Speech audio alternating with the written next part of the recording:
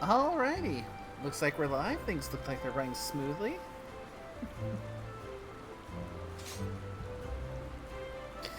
Hello everyone, Nayruhi here, and welcome back. Eh, As to where I've been for the past week, let's just say it's been a rough week, and I'll leave it at that. Personal things, you know. But things have started to, at least, take a bit of a turn for the better, so, yeah. So, definitely looking forward to this, because this is definitely going to be something that'll be a nice little pick-me-up after the week I've been having. So, I had to take a moment to make a little visit to another servers, because it seemed like my native server was kind of full at the moment, so I came over to visit Stormy on her home server.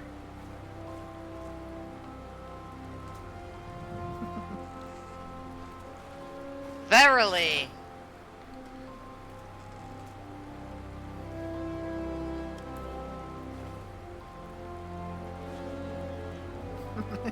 Tis good to see you!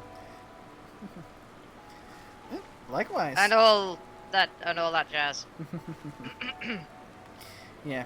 I may be punishing myself a little bit tonight, because I ended up picking up, and at some point during the stream, I ended up trying that Oreo-flavored Coke Zero. So that may end up going well. That may end up being one of the worst things I've ever tasted. But I do have a emergency palate cleanser in a homemade Spezi. Got a nice little mix of vanilla Coke and orange Fanta here. So if the Oreo Coke ends up being, oh my god, this is disgusting, I have something, a good old reliable, just to cleanse the palate.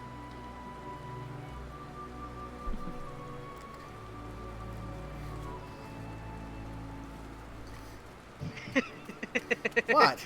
I am expressing disappointment in your choices, Nay. I have made a point of at least trying once every odd flavor of Coke that they have produced. It's Coke Zero, Nay. That stuff tastes like... I don't know what it tastes like, but it tastes terrible. Yeah, so I'm tempering my expectations with it being Coke Zero. So, trying to have the right frame of mind to where, okay, I'm expecting a certain bit of ugh with it just being Coke Zero, but trying to separate the Oreo part of the Coke from the Coke Zero. Also, fun little thing, I'm sure you've noticed my level's gone up. Getting a little bit more back on topic. I am now a level 45, Dark Knight! I've been hard at work. Very nice. And this armor is handcrafted. The blade isn't, because it's a, it's a dungeon blade. It's Lockhart from the level 41 dungeon, but I did have a handcrafted level 41 blade to go with it. Very nice, very nice. So, what shall we do first? Get some kind of roulette shenanigan in, or or should I see what Alice wants from me back at the cafe up in Charlayan?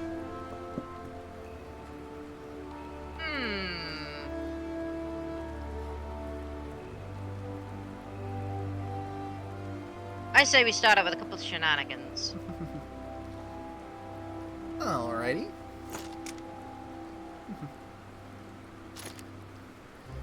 Should probably get a party put together. Yeah, you probably also noticed my name has changed.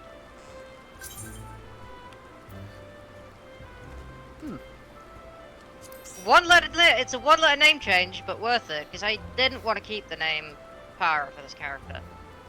Ah. This doesn't seem to fit Nara. Terra seems to fit far better. Even then, that's not lore accurate. It's like... But seriously, I'm not having a name like Yugiri. But at the very least, the surname works. Not that I dislike Yugiri, because Yugiri is fucking awesome, but, you know. Oh yeah, but she is. And besides, Yugiri is a Rayan, or I'm a Zayla, so the naming convention wouldn't work anyway. I'll let you have let you take your pick for what roulette to run for. Well, currently, as I'm only a machinist right now, I can only access leveling. Ah. All right then.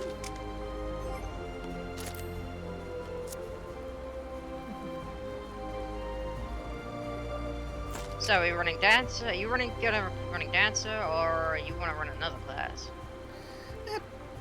To an extent, I probably should run dancer, but at the same time, I'm probably going to get levels enough because I'm already at level 83 and I've not reached the 81 quests yet. So let me see here.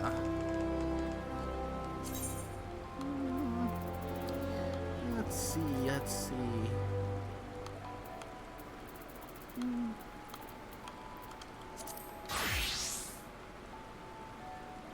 Yeah, that should do. Going for Paladin, eh? Interesting set. You got an interesting fit then, eh? I mean, technically, my go-to up until now for tank was my Gunbreaker, so it seemed to make sense to go with the Squall thing, and since one set of armor. It would be nice though if I could have different glamours on the same armor, because it's something that comes up, I think, with my machinist, bard, and dancer, because the fit I'd put for my machinist and bard is a lot different than the one I would put for my dancer, but different themings and all. But since it's often the same armor, that means makes sense. Yeah, definitely makes sense.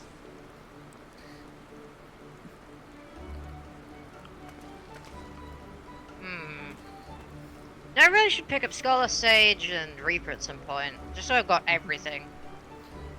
But I don't want to start leveling other jobs until I've actually leveled a few more things up.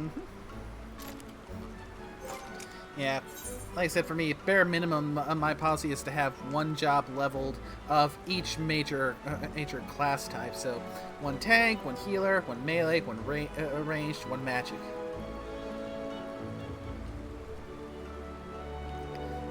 Especially since they started in Shadowbringers introducing the role quests. I never did get around to those. Yeah. So. I mean, hell, my last couple of sessions on 14 have just been me leveling up my Disciples of the Hand, Disciples of the Land. Yeah. Mostly, I've just been getting all my jobs to 50. I was trying to go Alchemist to 50, Goldsmith to 50, Blacksmith to 50, Carpenter, Armorer to 48, and Leatherworker and Weaver to 49. Yeah. I also got Miner and Botanist to 50, like up to at least 50. Yeah. This Miner's level 52 now. Yeah, I'm starting to make the push to 90 with my crafters. Yeah, I need to try and...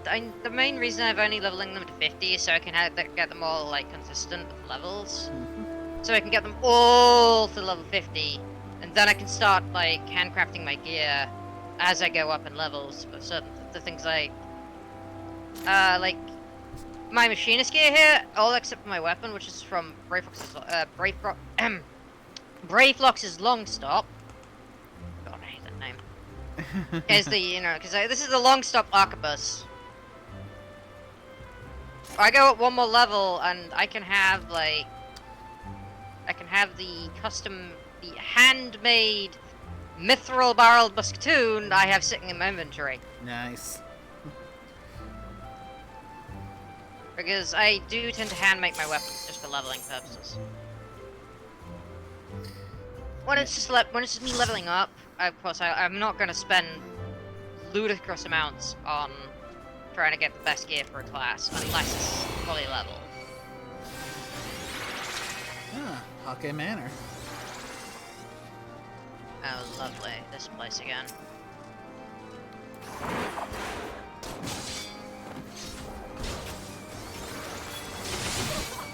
I've been here so many times with both a Dark Knight and a White Mage.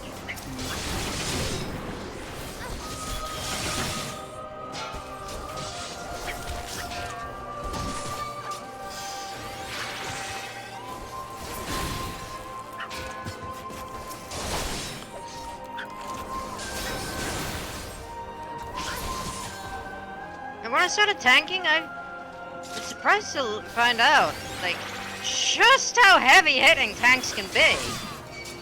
Oh, yeah, definitely. Also, last time I was here, well, was one of the last times I was here, my party jumped down the stairs. Ahead of me. Like, my healer literally jumped down the staircase on the other side of the door. Ran ahead. Almost got themselves killed. Aggroed virtually everything in the area.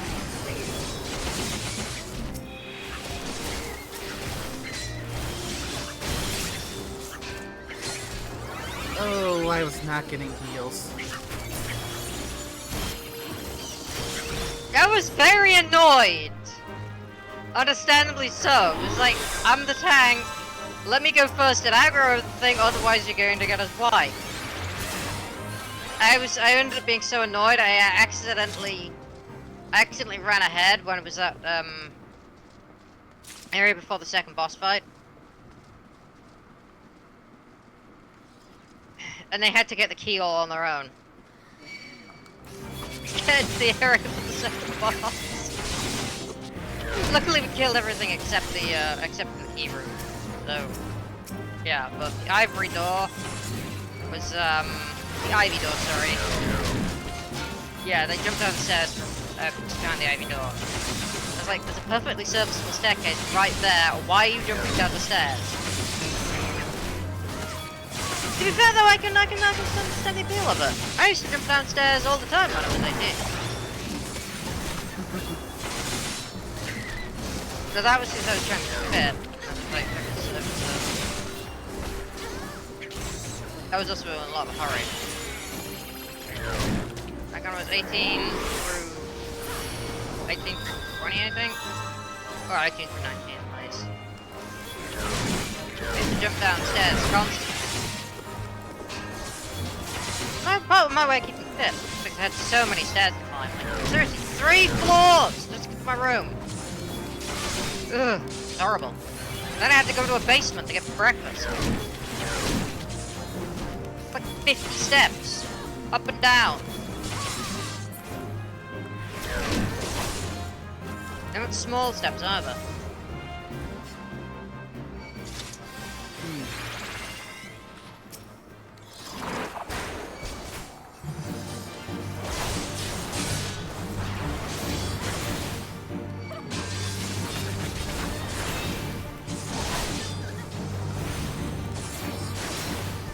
Still, it was great for cardio.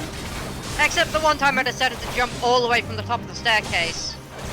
And landed so hard that my knees gave out, and I just kind of ended up just forcibly sitting down towards the impact. So at least I remember to bend my knees on landing. Definitely good. I couldn't get up for like half a minute though.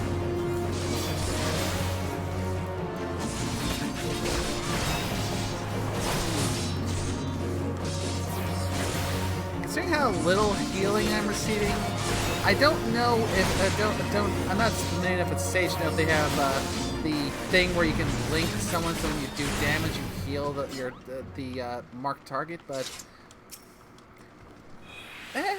yeah, I feel like I'm not getting a whole lot of healing, which is probably one of the reasons why I've died twice already.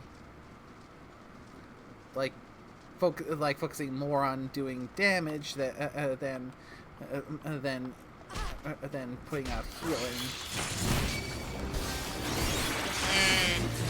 Again, I'm not familiar with Sage at lower levels, so I can't really say for certain. I would say I'm more familiar. I'm most familiar with the Sandra / White Mage, depending on what dungeon we're in. Like, my only real healer other than Astra, which I haven't even done the introductory quest for, is White Mage. And I started as a Conjurer for that one. So, I mean, hell, my starting class for this character was a Lancer, but my first introduction to healer was Conjurer. One of my Lalafels, one of my other Lalafels is a Conjurer though. I started them as a Conjurer. I'll have to introduce you to them. But I can remember their appearance. Has the same hairstyle as Nahara though. Because I find it funny. And the appearance look cool.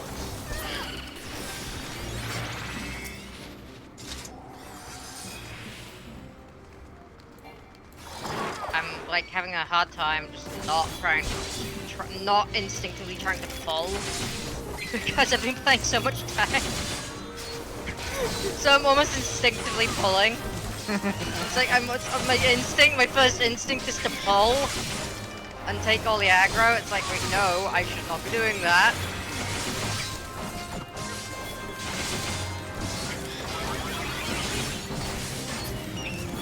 Go with reflex. I've been playing so much Dark Knight. Yeah, that's fair. Actually, speaking of my Dark Knight, like, I'm halfway through level 45, so it shows you how much I've been doing that.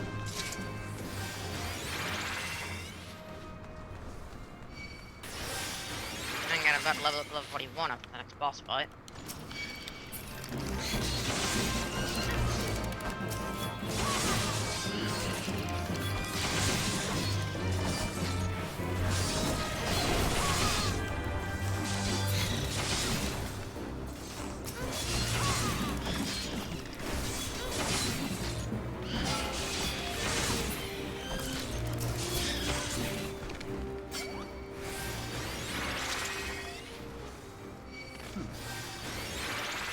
I also forget just how little of your kit you have when you get back down to these lower level dungeons.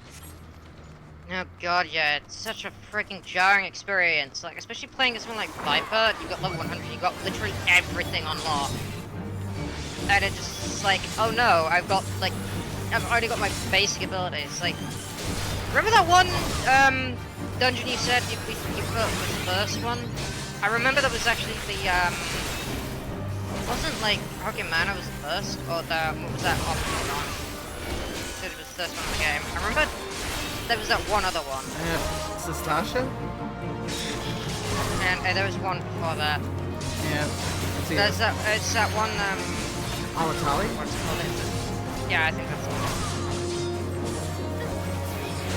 Game's introductory dungeon. It starts all the way down at level 15. Yeah, Sastasha, Tankara, Deepcroft, and Copperbell Mines. Yep, those are the ones. Ones we all started off in. Mm-hmm. And I have a new gun.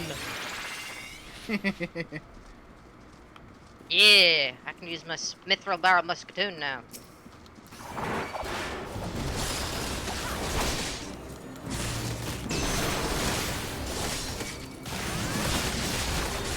I'll say one thing though.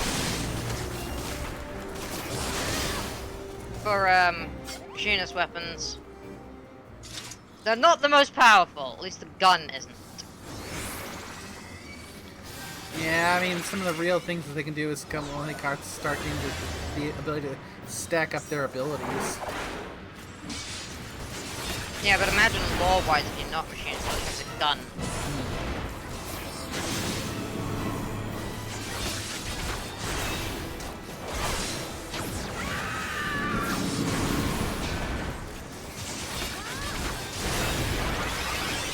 Crap! Stone guys!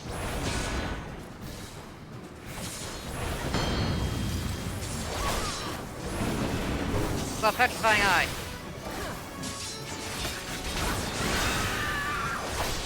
Stone guys is one of my friends' characters. Oh, it's one of my associates.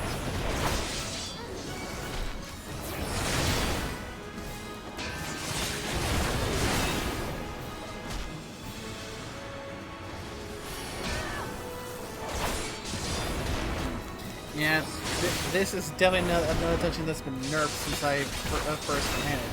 Because I distinctly remember this fight having like 4 candles that would pop up in each corner repeatedly that would just do room-wide AoE damage if you don't extinguish it. Yeah, they nerfed most of them. I think it's because these meant to be introductory dungeons. They would, I mean, when ARR was the base, I imagine that these would have intended to be hard. It's like, obviously, so many new players, it makes sense having it reduced. Like, kind of nerfing the hell out of the introductory dungeons. It's like, yeah, you don't want to have too high a skill ceiling for the introductory content. especially since the introductory content is now free to play. Yep. Which, can I just say, I just love that they do that. Oh, absolutely, I agree with you. Like, it's like with the Old Republic. Remember the old days of the Old Republic? Like, Jesus, some of the, I mean, I think it's like pre-Shadow of Revan, you did not get, no, I thought it was, no, it wasn't even was it even pre-Shadow of Revan? I think it was like pre-Dread Masters, or whichever the chapter was. I can't remember which chapter it was. It was definitely before Knights of the Fallen Empire, and I think it was even before Shadow of Revan. It did not adjust your level to account for, say, what planet you on. So you didn't get artificially level adjusted. It wouldn't level you down artificially to say level 12 as maximum for, say, Hutter, Korriban, Tython, or Odd Mantel. You know, the 4 starter planets in the game. It would not level you down whatsoever. It wouldn't artificially level you down, which doesn't really reduce the amount of damage you do, so you're still doing fuck tons of damage, but it didn't do the artificial level adjustment to make sure you still can survive on the planet, or at least be competitive. You could go around as a level, I want to say 60, 65, because I think it's around level 65 when, or like after level 65 when they had level 70 when they changed it. Yeah, it is actually around that time. You could go around as a max level on a level 10 planet, and you could just bully the other players if they decide to duel you. Like, the number of times I was a level 50 bounty hunter. This is back when they had PvP gear in the game, you know, so that they had expertise stat, which increased your PvP abilities. You know, you took less damage from PvP and did more damage in PvP. You know, which in hindsight makes more sense why they took it out of the game. You know, you both inflicted and took less damage in a PvP fight, including in duels. The number of people I had that tried to challenge me to a duel when they were like level 10. I had a level 1 challenge me to a fight once. No, sorry, level 5. Level 5. Even challenge me at level 5, I'm running around as level 50 and unranked at a full set of unranked PvP gear. I'm like, alright, okay, fine. You want to do this? On your own head be it. I had like 3 of them do so. One of them was on Hutter. There was one guy on Drum and Cass when I was doing like the what's it called? The Shroud questline, so the macro binocular questline. Some guy at level, I want to say level 20, because that's like Drum Cass's level, roughly. Like they're like level 23 or something. Comes up to me, challenges me to a duel, and I'm like level 55. I'm still wearing my unranked PvP gear. They're also a bounty hunter. And this is before they removed, like, Death from Above from PowerTech. And when PowerTech still had, like, the, when Mercenary, I think, still had the dual wrist rockets. This was just post-rise the Hook myself. The guy tries to hit me with Death from Above, the AoE. Every single attack is either absorbed by my armor or misses completely. But every single hit from this AoE misses completely, just fails to damage me. I no-sell the attack, and I just hit them with unload, and then a single wrist rocket, and it's over. I'm like, yeah, come back when you're like level 50 something, you know, when you're about level 50 or so, you might set a chance. I didn't say it, but like, I didn't say it in chat, but I said it out loud. I was like, yeah, probably not wise. Yeah. Anyway, shall we, Yeah. Okay, I'm kind of reminded now that one scene from SAO Abridged with where basically Kirito was kind of just going about how his just low level area, a whole bunch of people trying to PvP him and getting nowhere fast. That's one of the images that came to my mind with that story there. Pretty much. It's like, yeah, you really want some? Fine, okay. Blam!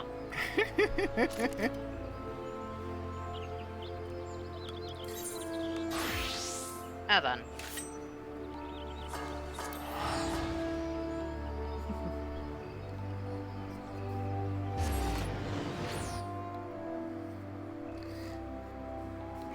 Yeah, I can go see what Alisei wants over at that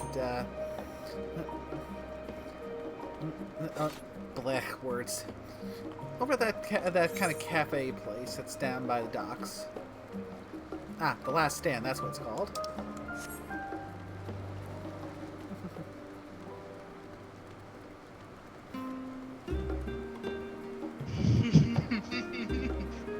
Sisters have mercy! The smell alone is... you'll understand that line soon enough. But it is a spoiler, so I can't say any more than that.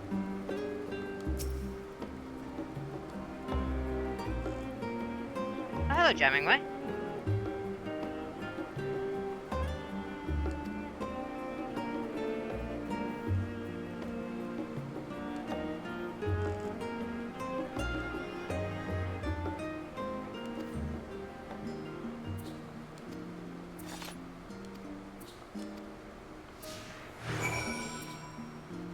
Oh, that's right. I was gonna see if I could find the. Is there a market board around here?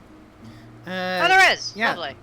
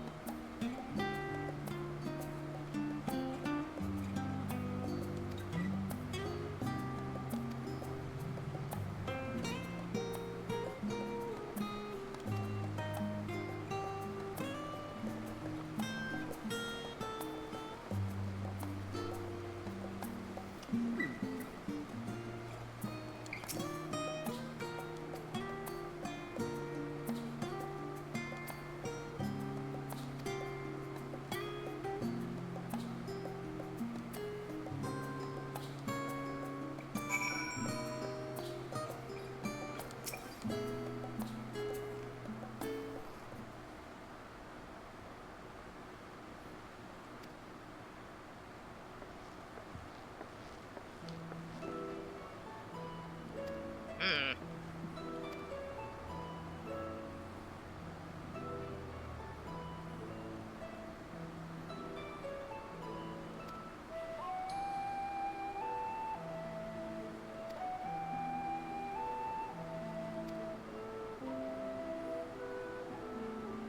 There we go. Damn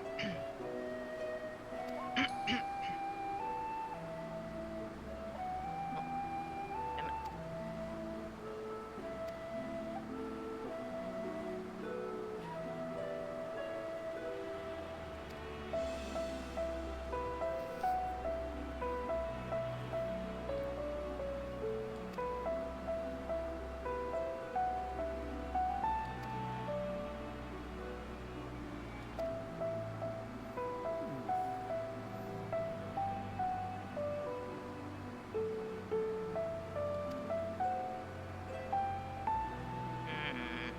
Good spot.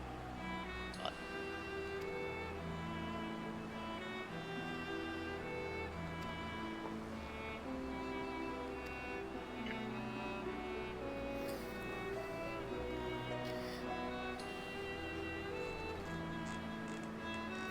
Okay, so yeah, I'll say it's definitely getting snubbed because the rumors of the Leveler twins being owned by their father has gossip's already spread. It would seem.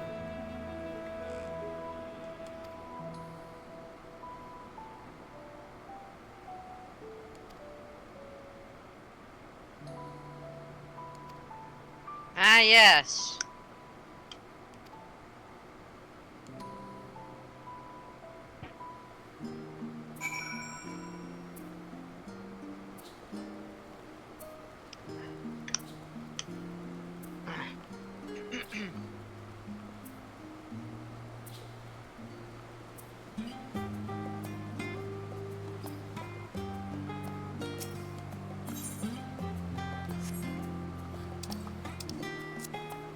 Chameleons, I'm home. Chameleons.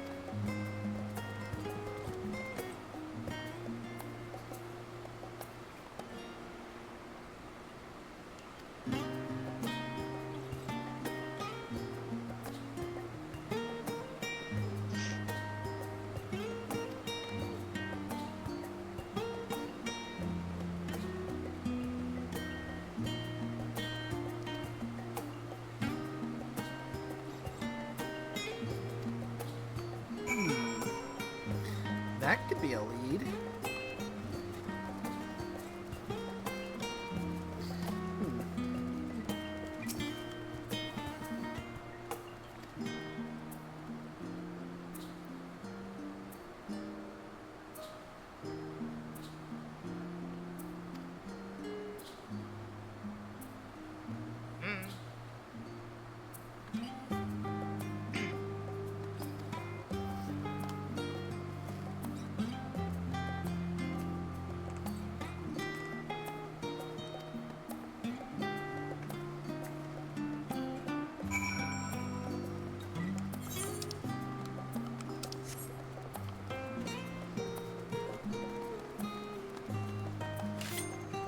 Where did it go?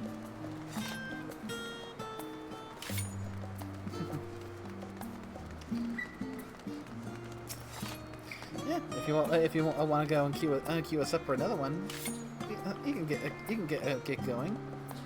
Worst case scenario, if it pops in the middle of something, I can just go through it again. Ah, no, you have just given me an excellent idea. Oh dear.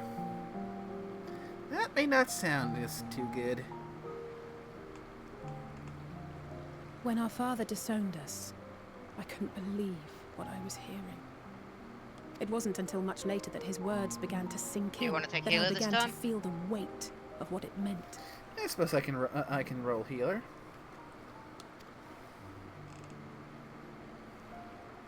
Do you remember when the decision was made to come to Charlian?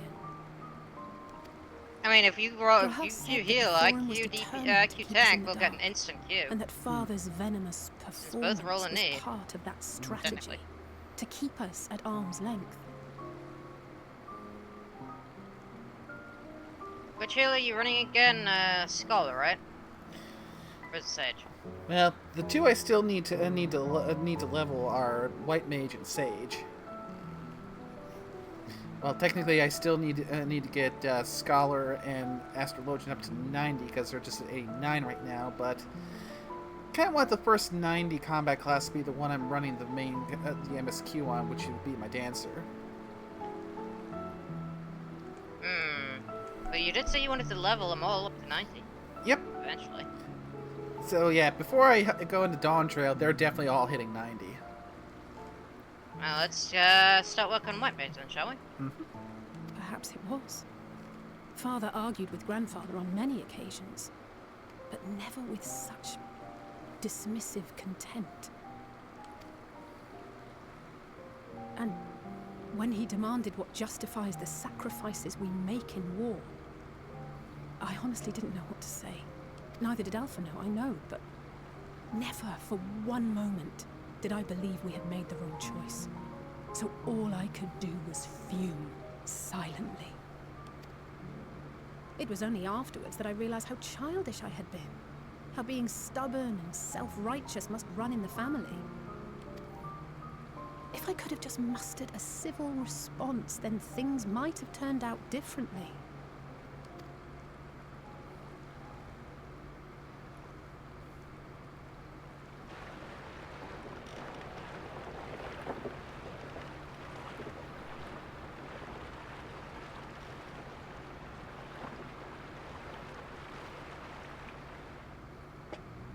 They must be ferrying goods to Labyrinthos.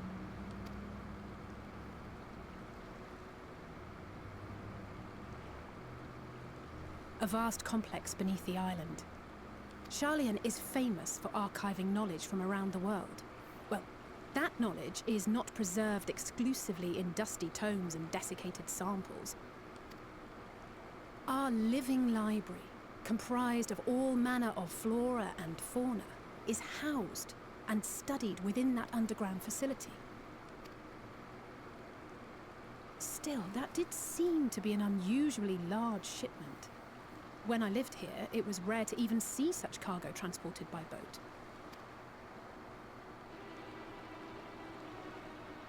Wait!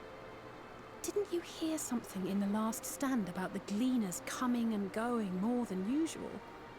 Well, I think they're the ones we saw manning those boats. And gleaners answer to the Forum. If the appearance of the Telophoroi prompted this sudden burst of activity, then Labyrinthos may hold a clue as to what the Forum is planning.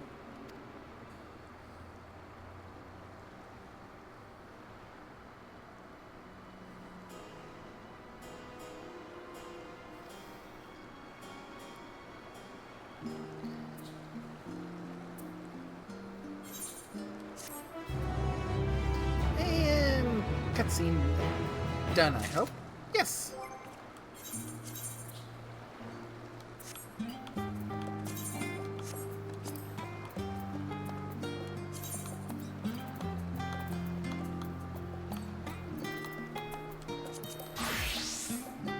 Ah, there we go.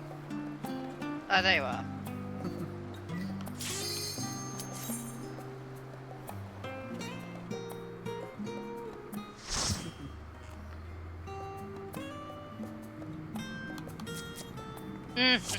Of course.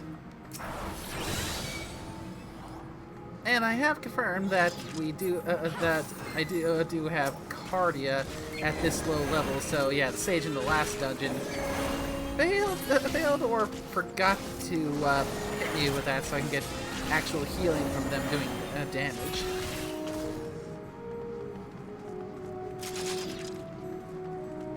Ridiculously careless. What are they doing?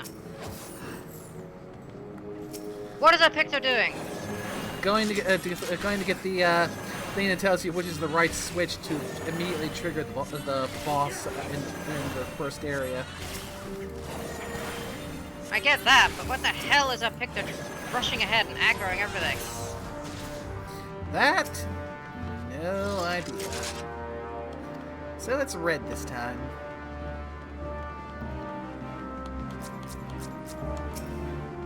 If they die, I'm voting to kick them. They're being an idiot.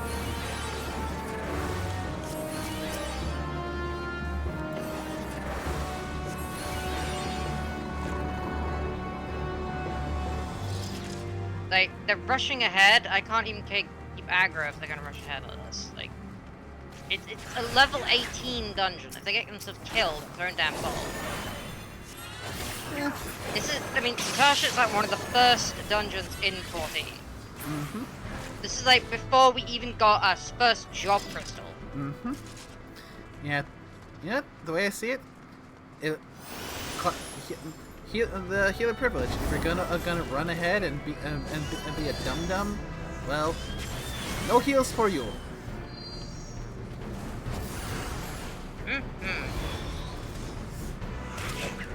I mean, if you die in Satasha as a Picto, you deserve it. Because a Pictomancer, you can only pick that up if you're at least level 80, so you need to run through either enough dungeons, so you either need to have been grinding like hell, or you need to have gotten through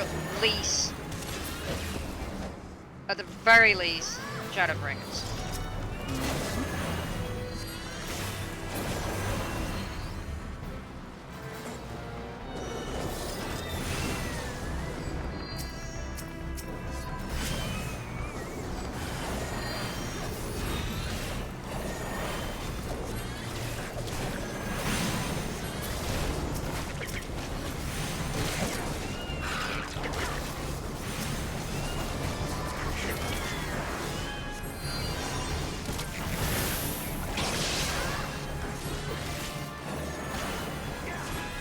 Okay, that's it.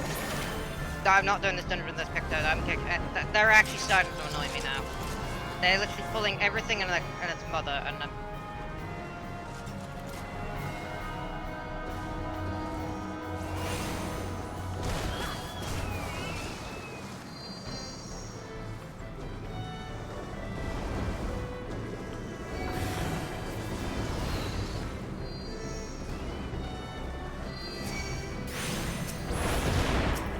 where's the boat kick?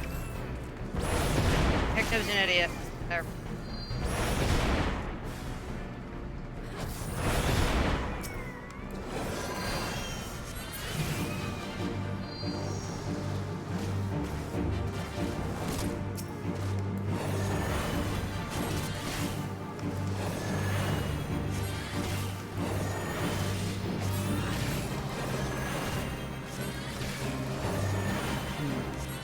The thing is, if memory serves, I don't think you can vote kick until at least 5 minutes have elapsed. 20 minutes have elapsed.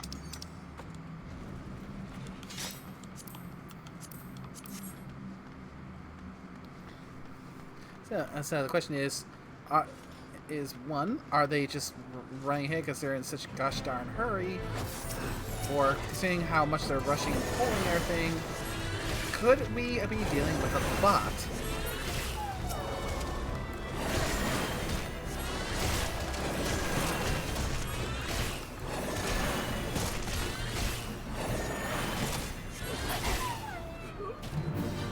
I don't know, but... And they went all, bypassing like all the way into the boss room to pull the boss. We're kicking them. I don't care, we're kicking them. How do we kick them? That's the question.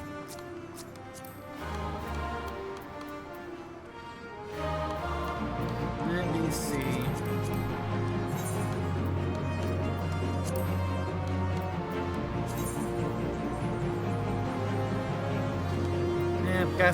Gotta go to the party menu, select vote dismissal, and then select a reason for dismissal.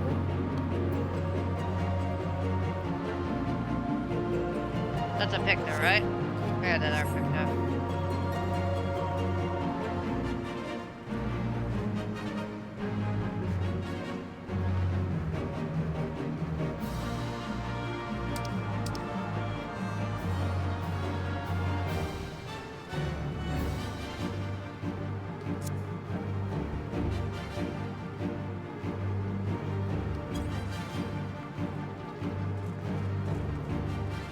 You know what, Nay? I've got an idea.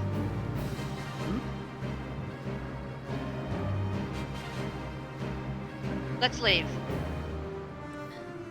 That'll work. Where the two of us are just leaving.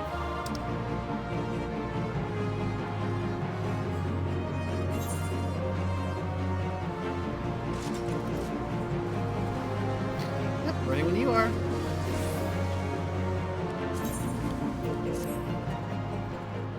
If that guy's gonna be an idiot, just pull both. Then no, if he's pulling everything, including the damn boss, fuck him.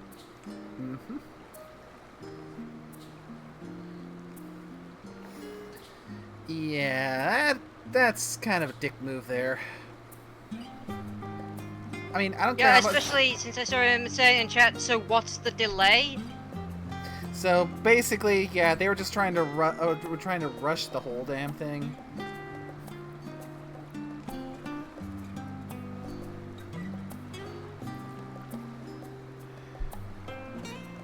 I'm adding this idiot to my blacklist. Fair.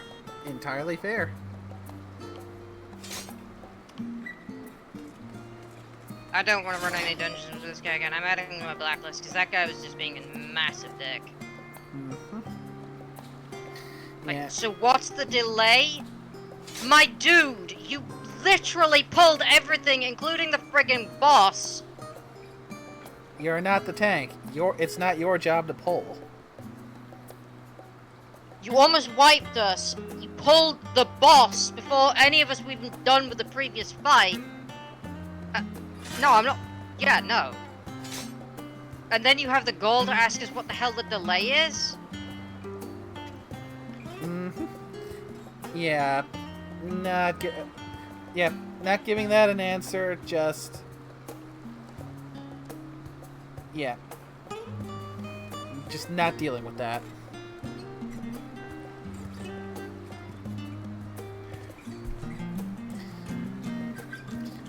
Yeah. I mean, in this game, pulling is the job of the tank. Yeah, I but mean- it's put us on duty lock it's put me on duty lock for 30 minutes for banning the dungeon. Whatever, I don't care. Yep. That was worth it. Screwing over that guy, you know what? Turnabout is fair play. If that guy wants to be an asshole, screwing him over is entirely justified. Mm-hmm. And I don't care if it's put me on a 30-minute timeout. Yeah, at the Worth moment, it. from what I'm seeing, it's looking like the duty's still open. No, it's because I was the first one to abandon. Oh. If you're the first one to abandon a dungeon or a duty, it times you out for like 30 minutes. Ah. 10 minutes or so. Since I was the first one to leave, it's automatically timed me out from Duty Finder. The only way I can bypass it is if there's 4 of us. And even then, I think that only works if and I think it only works if I'm already not on cooldown.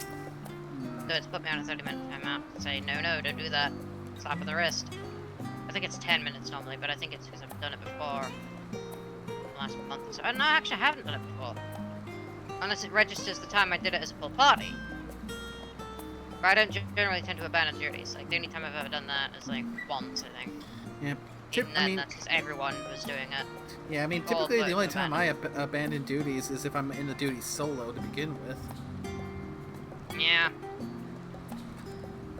Generally, I'm the same. I think the only time I actually abandoned a duty actively was, like, when everyone was basically going to abandon that thing. Because, yeah. I suppose that's the luck you try and run when you're doing roulettes. Every once in a rare while, you get that one player. Yep.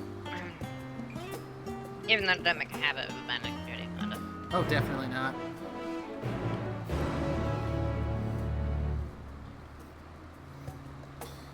But yeah, I'm gonna have to put up the penalty, so I can't do any duty finding for the next 26 minutes. Lovely. Yeah, I suppose in the meantime, I might as well keep pushing forward, because now I gotta go speak to Cryle, because Alice just figured out, oh, we might be able to find something if we head over to Labyrinthos.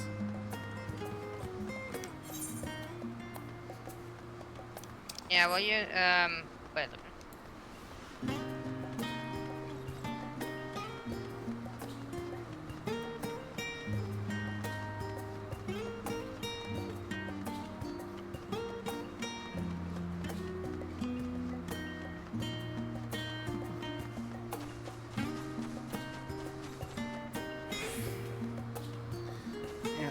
And I was able to find. Oh, that reminds me. I was able to find the information we were talking about last time about where to get those scrolls for the further increased speed in the first 3 expansion areas. Those are all connected to hunts and the clan marks and allied seals you get from them.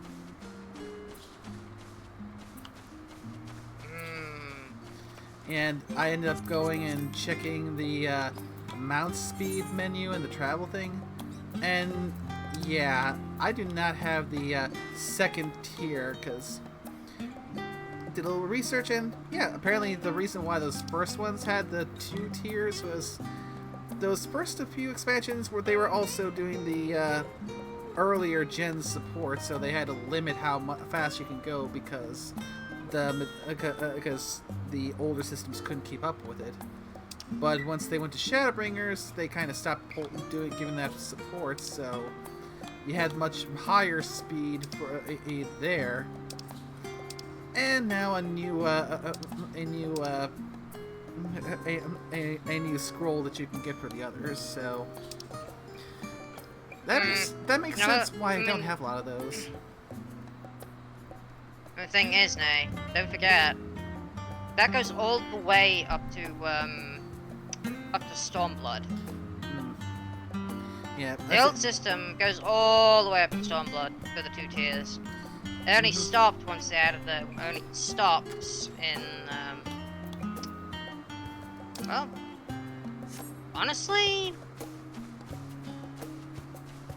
Endwalker really, and Shadowbringers.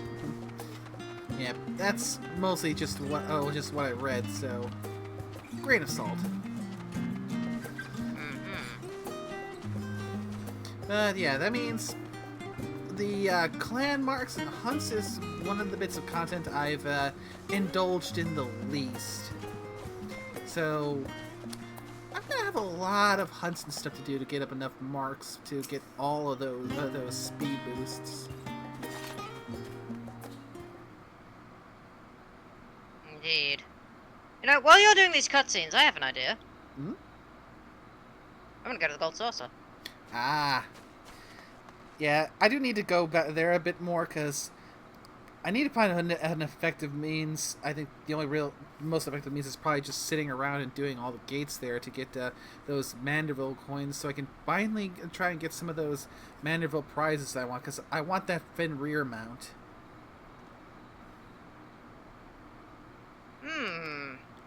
Well, that one's a million Manderville coins. Jesus. Yeah, some of those prices are quite expensive as far as how many coins you need.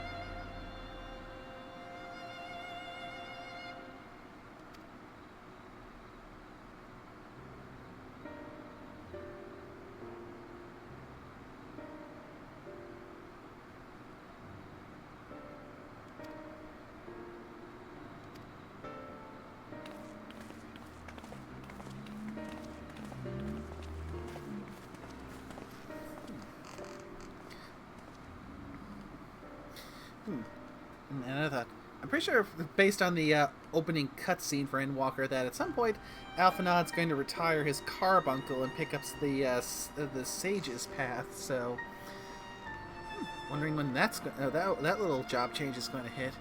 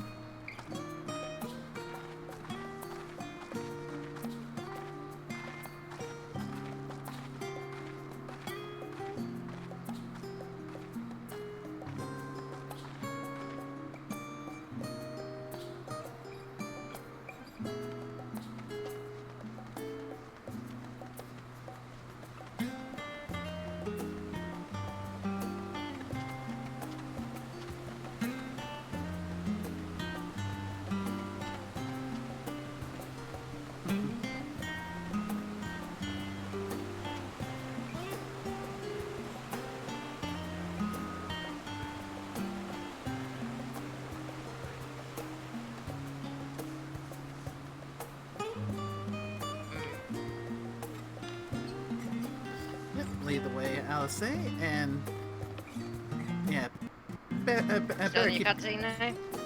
not the cutscene, but now have just tailing Alice because she's trying to show me the way to the entrance to Labyrinthos. I was a little bit nervous because she was doing the really slow walk, where my walking is still faster than hers. Because Oh god, I hate that so much. but then she picked it up to a nice running pace, which, I'll say, you little troll.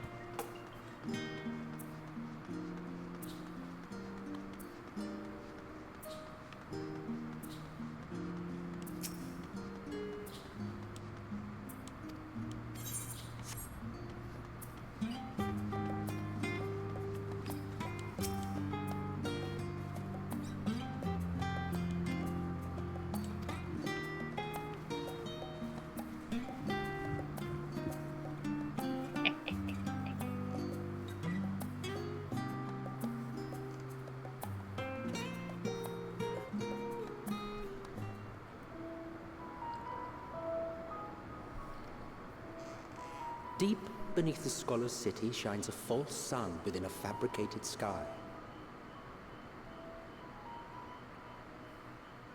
In any age exist those who consider the floor an extension of their bookshelves, and this vault's architects surely belonged to that special breed. If the stack grows too high, start a new one. If no room remains, then make more rooms. A simple solution at first, and then bit by bit, a profound transformation. Knowledge, buried beneath knowledge, a growing, creeping labyrinth from which there is no escape.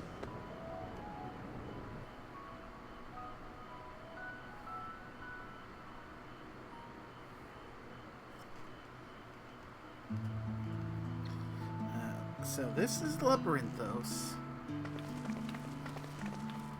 Yep. Yeah, most impressive.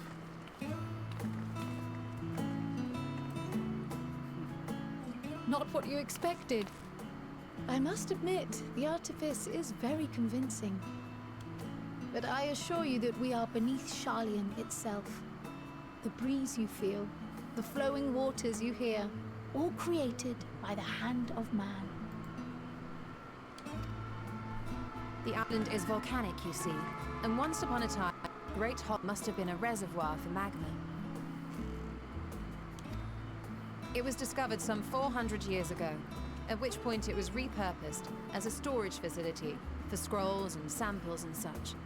Renovations have continued, with nigh on no interruption to this day, with the lower levels still undergoing expansion. Aren't those people gleaners?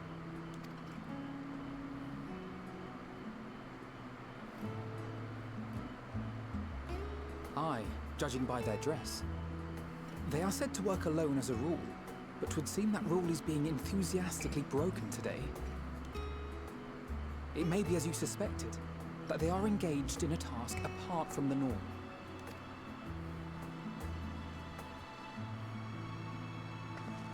Let's spread out and get some answers then.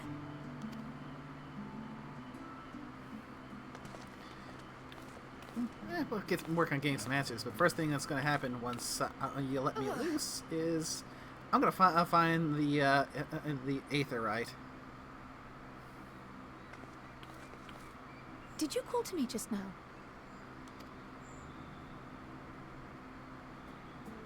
No. How odd. I must be a bit dizzy from the descent. I'll be fine, I'm sure. Let's get to work, shall we? And that's mildly concerning.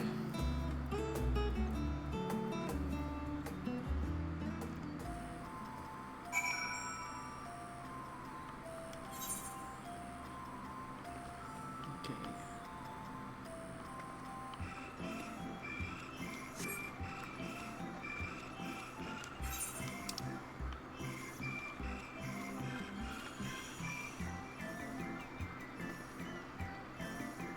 Damn! 1 second too slow.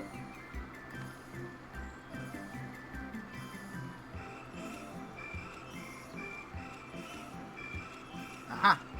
That's where the nearest aetherite is.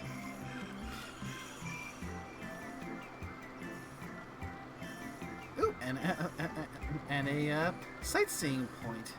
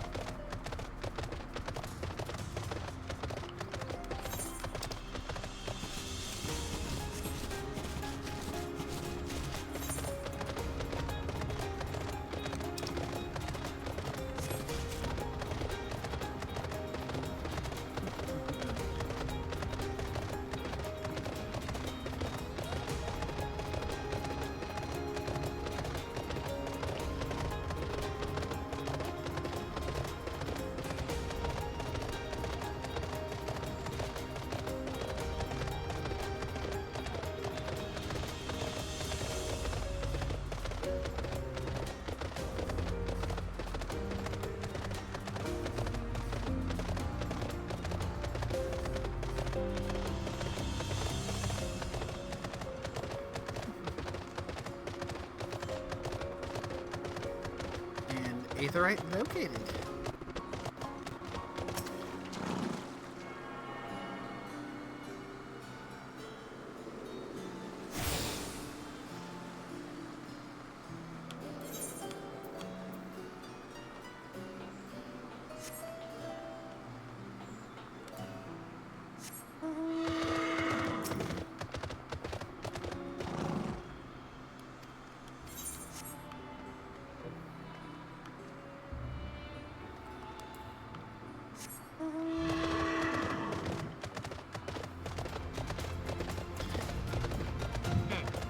now I can return and take care of the quest stuff.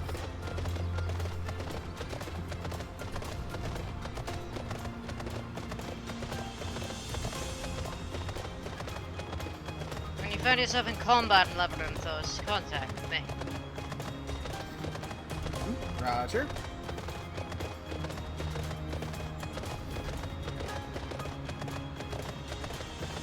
I will be right.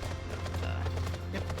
Right now, the current objective is to gather information from the gleaners over in the upper Acrinthos. So basically, the drop-off point where you first come in.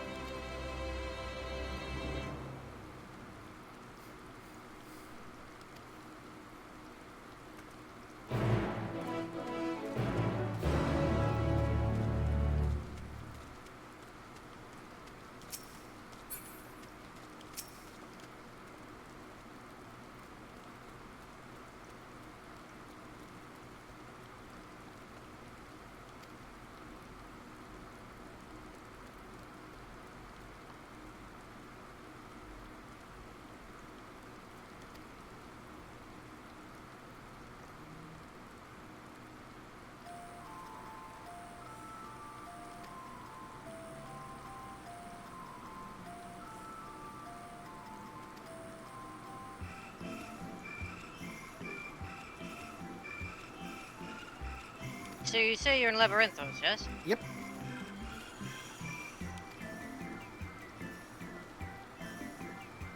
Nay. Yep.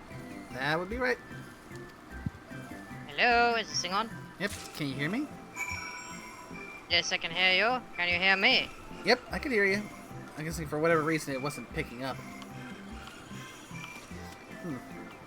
But yes, I'm in Labyrinthos, and looks like I'm being sent out to catch some marmots.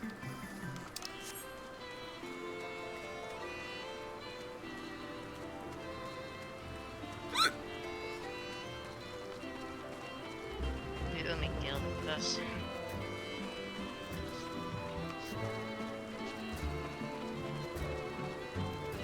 Oh, wow! I have a ton of quests that I haven't done here.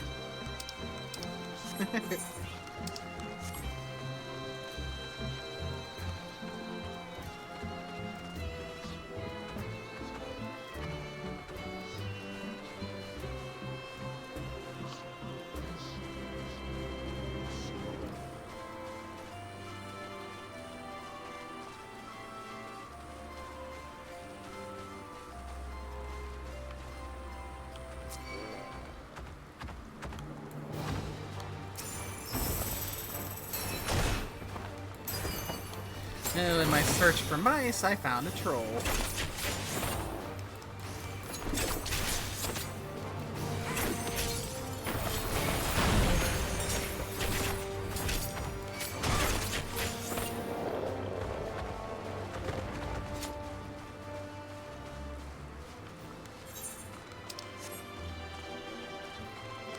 Hold up, Nate. On the way. No worries. Ah, I think I spied my destination.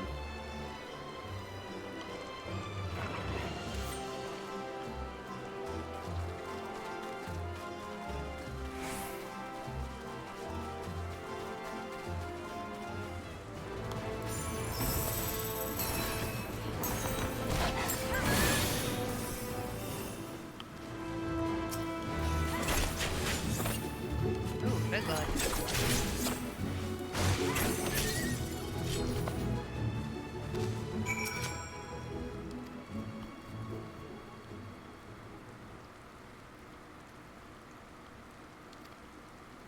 And the darn mouse ran before I could sack him.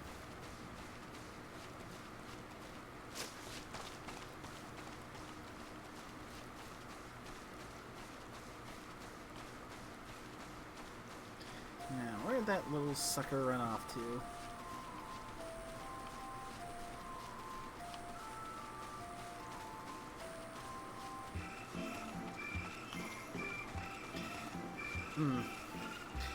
The music here in Labyrinth, though, kind of reminds me a bit of some of the stuff I heard when I dabbled in Final Fantasy VIII.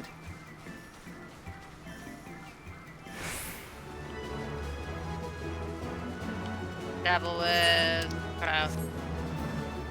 Yeah, the problem I had with Final Fantasy VIII is that I had a little bit of difficulty at first with the junction system.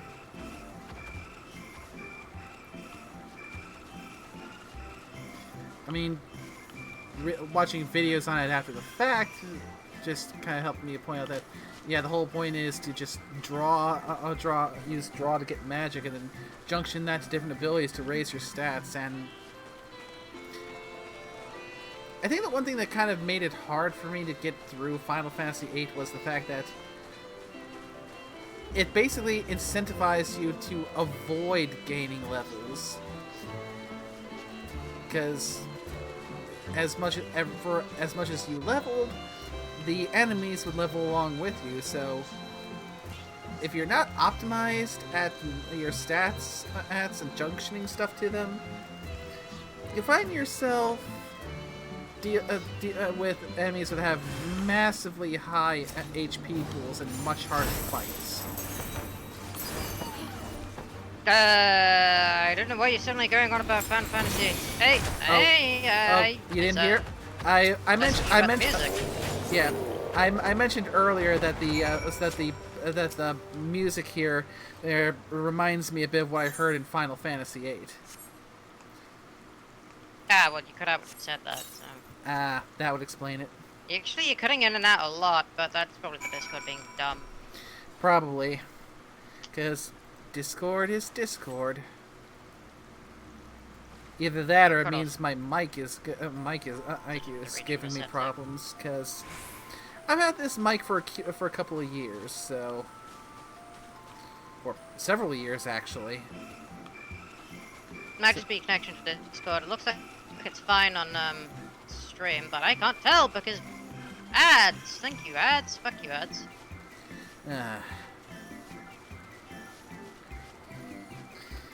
Right. No matter how much you do, you can only minimize the ads to a certain extent. So yeah, it definitely sounds like it might be So it could be either a combination of Discord and or my mic potentially saying it might need to be upgraded soon. Nah, I think it's just the Just Discord? Oh, sweet! Yeah, I think it's just Discord's Discord's encoding being stupid.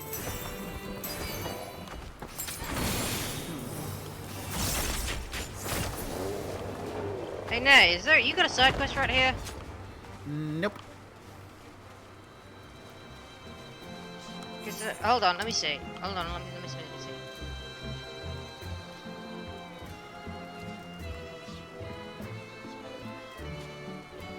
I'll need to check something. But there, I believe there is a quest you can pick up. Yeah. Oh, See if you can find the quest Little Lost Troll. let's see. So, the After it's not the heat, it's the humidity. you do the quest, the full report, what's and all. That's the main quest. So yeah, that's not No. popped yet because Yeah, right you now what? at the moment I'm on glorified Yeah, you've not got it yet. Ratcatcher. Let me see. Yeah. You are gonna need to go quick. Yeah, you need to do the medial circuit, which is the quest after glorified Ratcatcher, and then you need to do full report, what's and all, which is the quest after that. But we can finally do a quest together. Excellent. That. You'll have to do the preceding quest because it's part of a quest chain. But I do have a quest available that is questing. Excellent. Get in the sack, you damn mouse.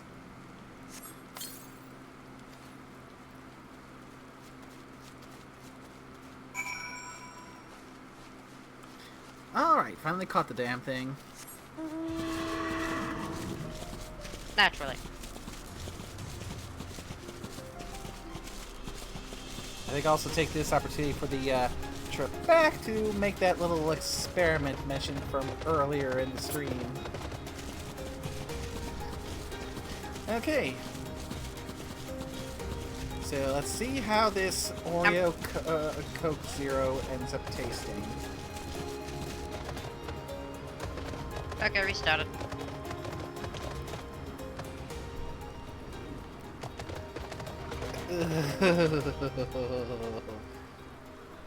I have an update.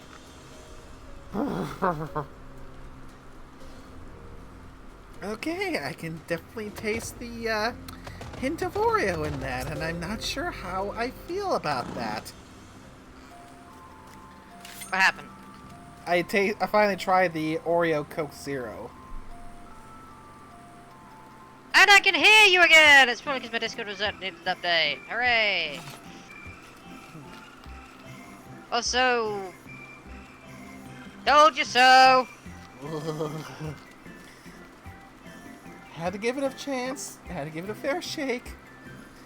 Oh, palate cleanser Spetsy, please save me. I told you, Nate. I told you it'd be bad. It's Coke Zero, after all. Yeah, but again, I've had Coke Zero before. I'm used to the Coke Zero bad. It was just that combined with the Oreo flavor. Ugh. It's just... It definitely tastes like Oreo, but it's just kind of... I don't... It's like it's a subtle hint that's just almost ephemeral. That just hits you. It doesn't give that. It's not that more intense taste of actually eating an Oreo, but it's just that hint of it that's just feels wrong. Like you're like you're being cookie blocked. Ugh, that's horrible. At least that's my first impression of it.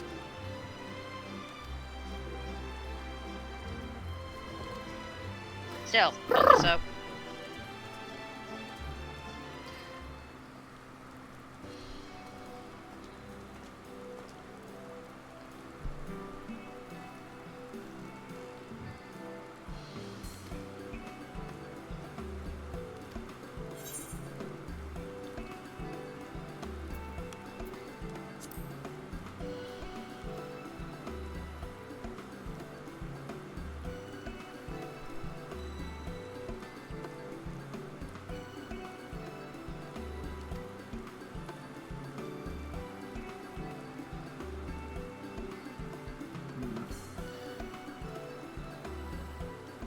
have a feeling I'm going to be seeing more of this guy because I've seen a lot of art of him on Twitter. This Vieira era boy, Aaronville.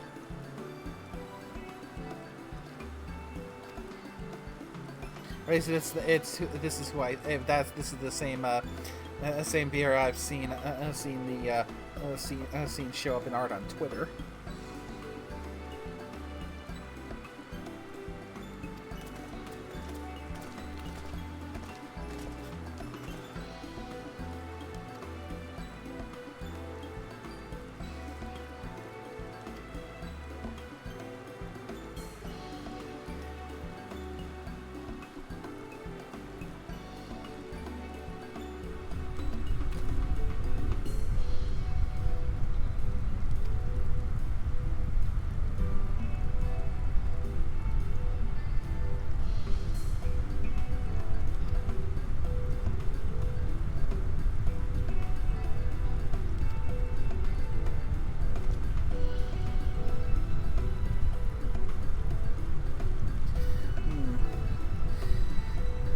And now, considering that the reason why they were after these marmots were basically that were things that were easy to breed and were good to eat, that sounds like a fancy way of saying of them trying to do some doomsday prepping.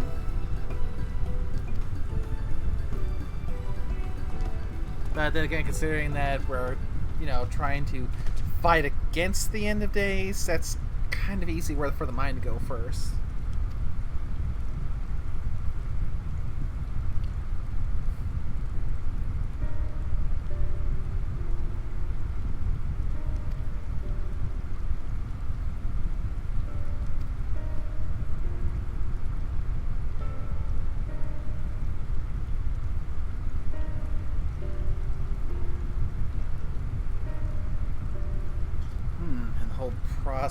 Projects began 4 days after the declaration to bring about the end of days.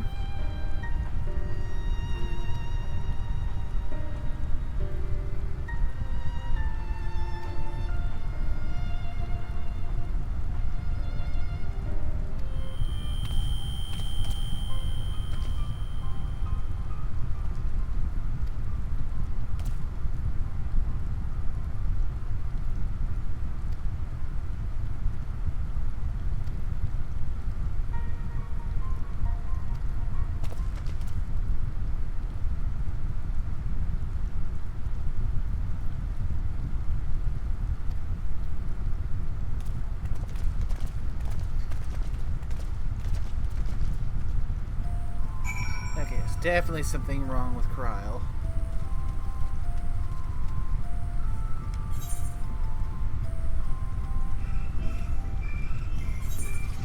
Alright. Since I've already been there to grab the Aetherite, this will be faster than riding out on my currently slow mount.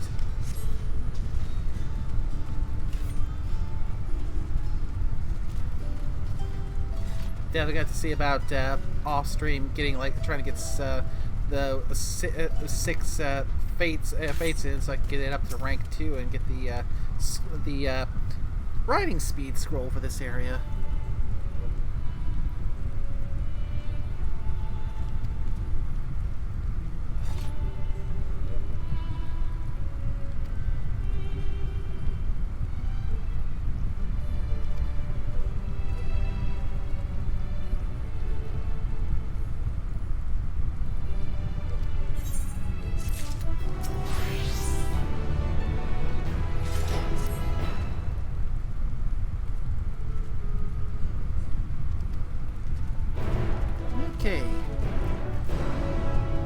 Into the maze.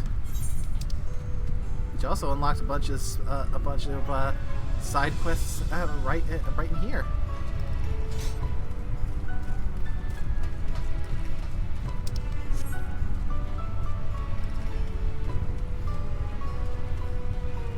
And there's a marker for the gemstone trader.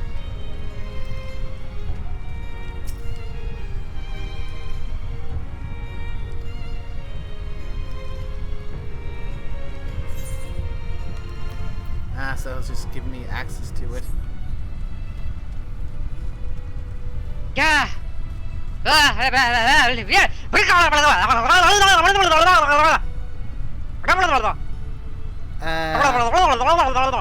You alright there, Stormy? My mic works. Yeah, my mic crashed. My mic crashed.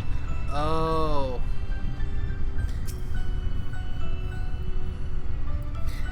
Yeah, like I said, what say we take round 2 with the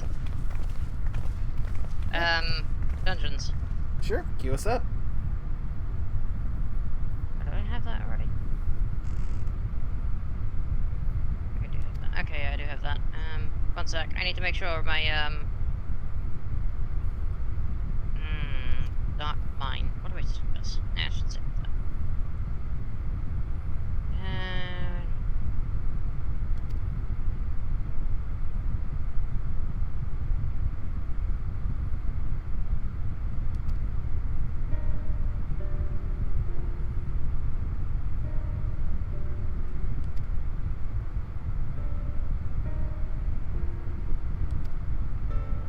Just checking my current ability rolls.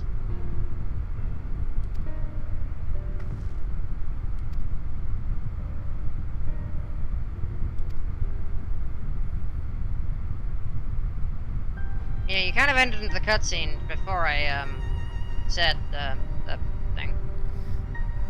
Yeah, that timing came. It came pretty much right after I pressed the button. Yeah, because my mic crashed like a bitch. Ugh. Oh, God, I love technical difficulties.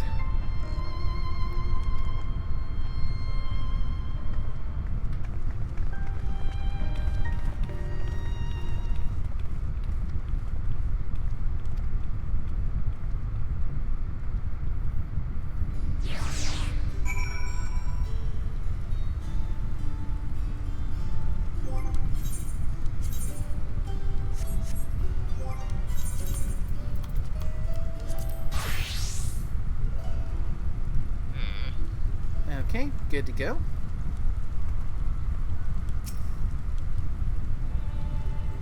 Outstanding. Where are you?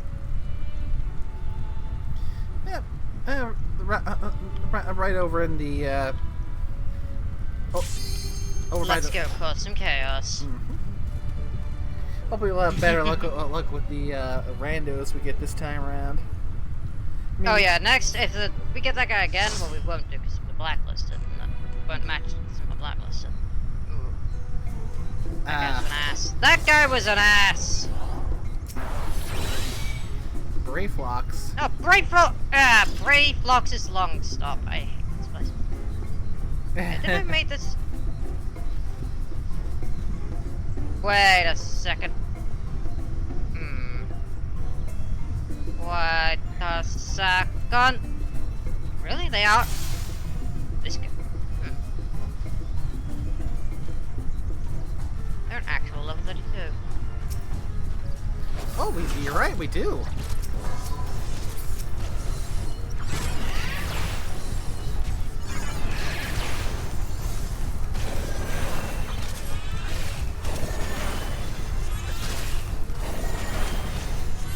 A level 32 Sprout.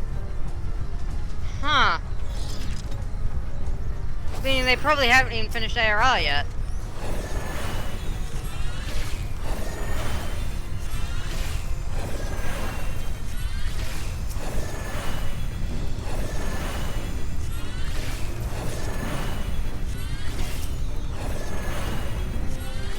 Oh, maybe they have.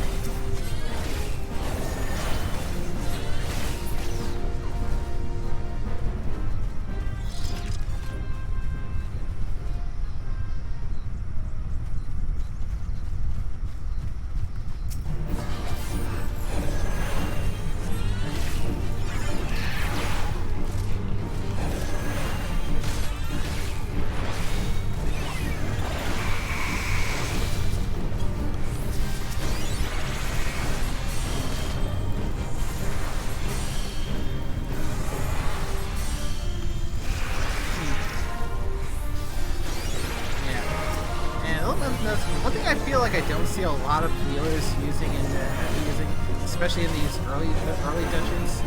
I don't see a lot of use of Kasuna. Also, weren't you going to be running White Mage? I ended up opting to run Sage this time around. I definitely need more practice with Sage. Back there.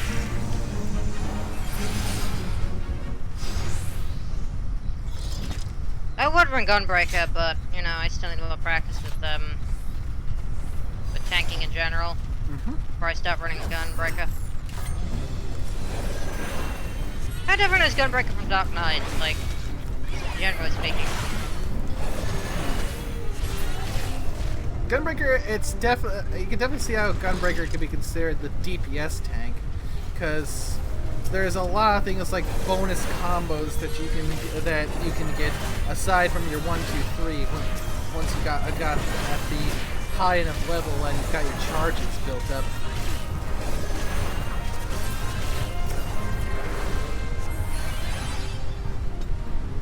I'm guessing Gunbreaker doesn't have Living Dead then. No, Gunbreaker has. Oh, at least an equivalent. Yeah. They do. They have Super Bolide. It basically makes you immune to damage, but takes you down to 1 HP in order to do that. So. Ah, yes. Now that is the ability that's basically give the White Mage a heart attack. Yep. As my friend Andy referred to it as. Yeah, probably one reason why it's often considered a good idea to attach a macro to it. So before you use it, you let the healers know I'm using Super Bulleye. Don't have a heart attack.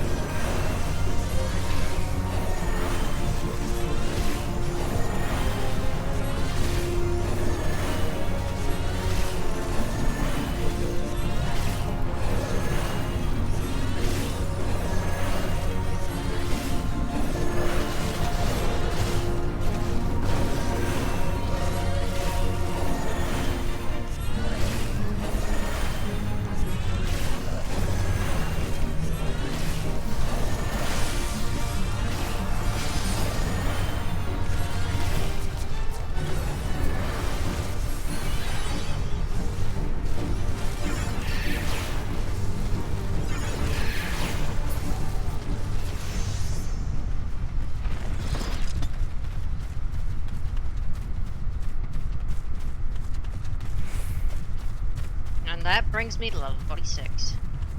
Excellent.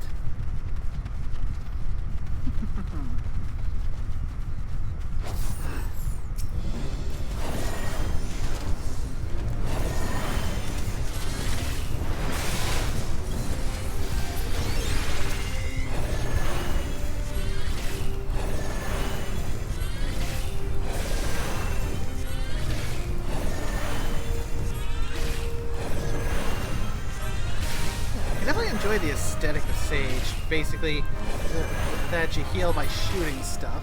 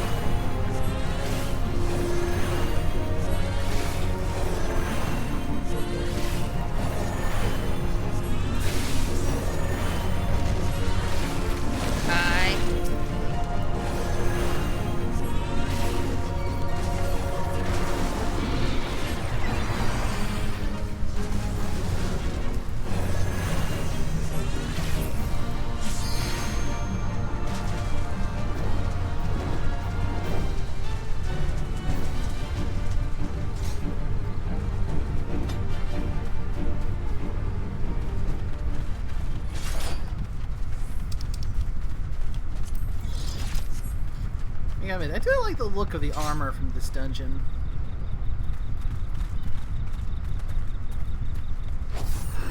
Which was this dungeon's armor again?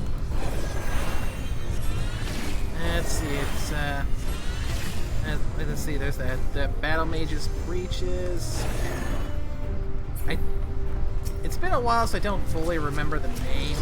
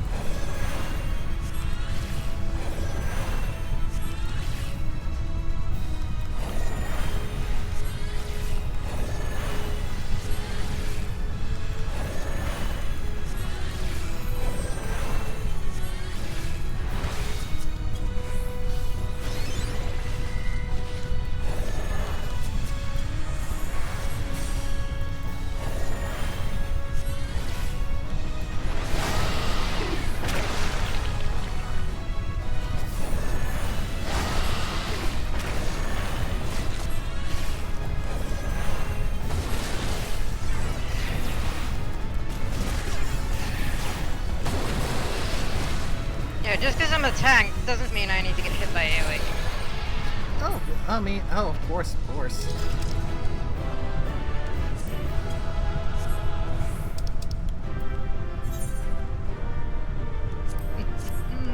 Level 46! So what was your current objective again? Your current quest? Objective?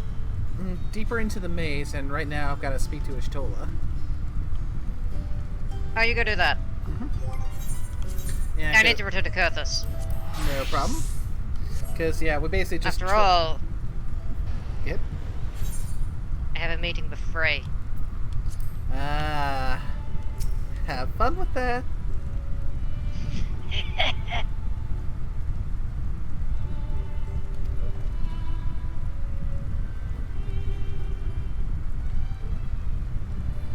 Yes, I meet my good buddy Frey.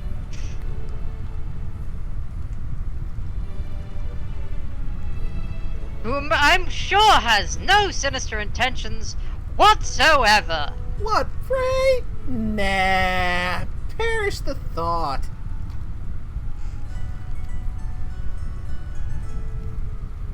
None whatsoever.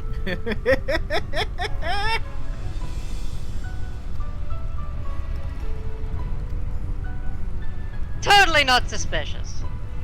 Not at all! Not at all!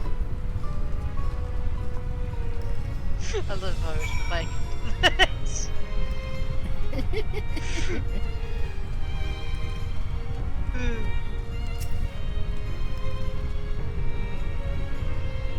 Actually, that does remind me, I need to actually,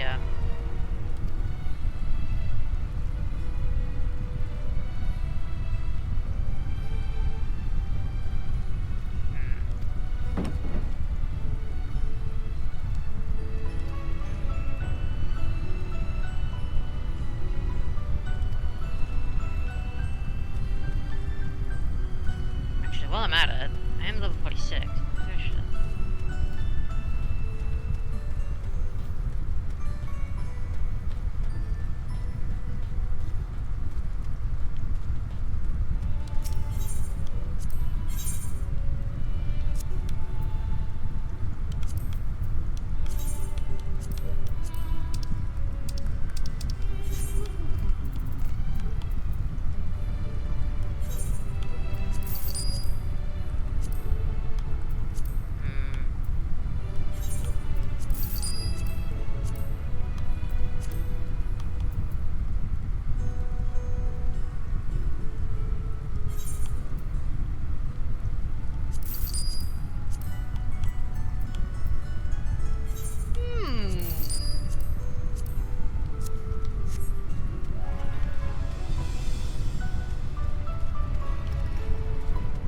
Actually, while I'm at it, since I am at the correct level,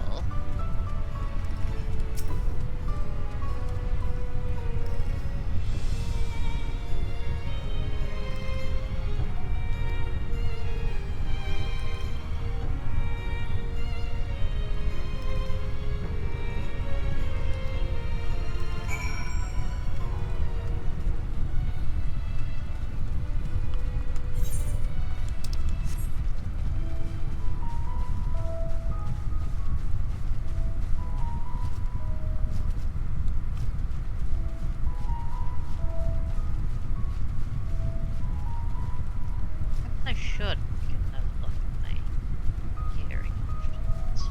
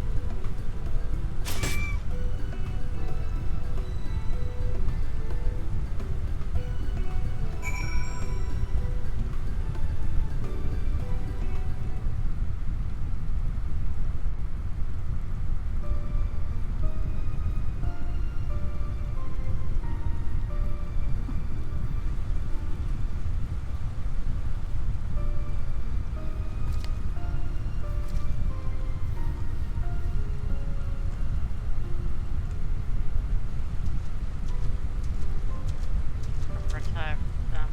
Fair shot. Nicely done. Let me truss this one up, and I'll make my way over to you.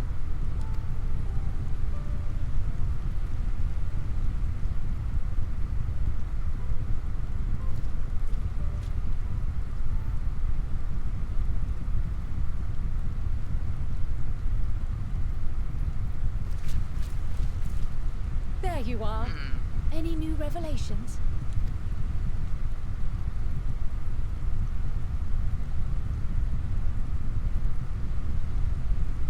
So you met with that gleaner again, this time to capture a hornbill.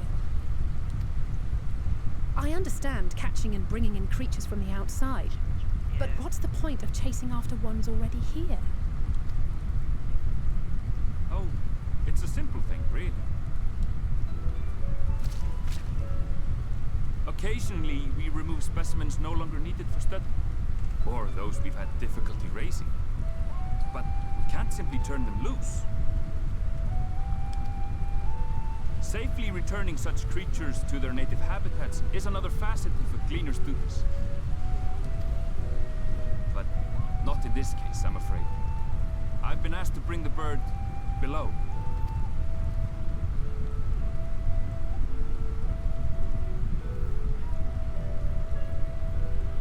The restricted section in the lower levels of Labyrinthos. Open only to a select few researchers hand-picked by the Forum. The projects down there are the subject of rumor and hearsay. Forbidden magics.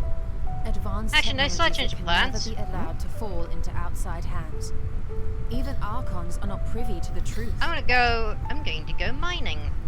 Ah.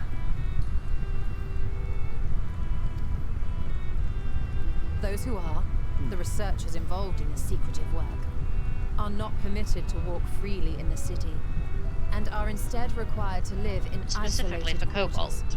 Ah. Gonna get yourself. Gonna make yourself some armor and stuff, right? Correct.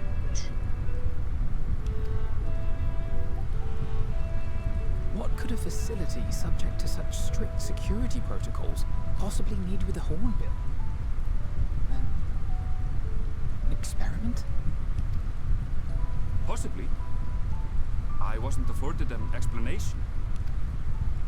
But judging by the that's right. I still requisition need to list level given up my me and actual my mining colleagues, gear. I doubt it's for any kind of My crafting advanced gear, research. my actual gathering gear is terrible. Ugh. I'd be more inclined to believe we were making preparations to migrate to the south. Mericidia or thereabouts.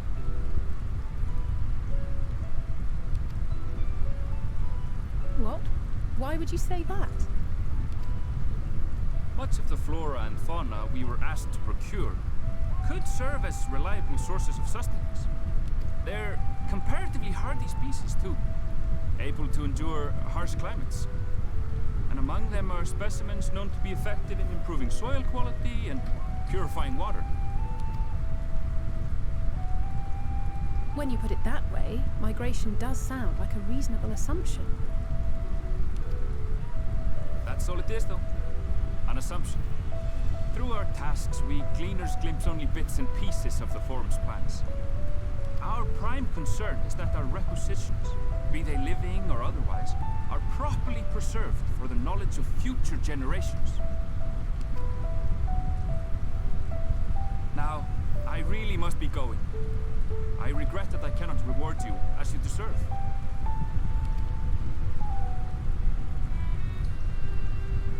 Perhaps you might reward us after a fashion then. It is imperative that we reach the lower levels. And seeing as you are already set to descend with your assigned cargo, mayhap we could accompany you as your assistants. I'm afraid that won't be possible. Once the animals have been prepared for transport, we send them down separately via the lift. I will of course follow after to make my report, but I can hardly pass you off as porters when there's nothing left to carry. Indeed. Pray forget I said anything.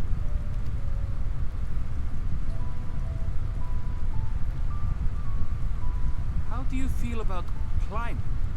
If you've strength and the courage to brave it, then there is another way down.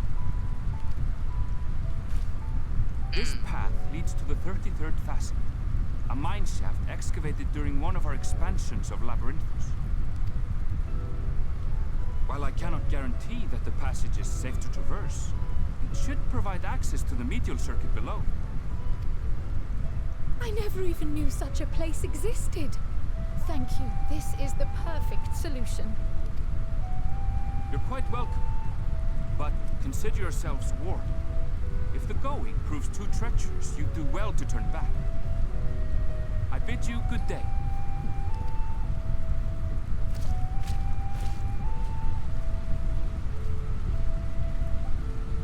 Well, Well, turning back is hardly an option, not when we've come this far. Let's go and take a look at this mine shaft.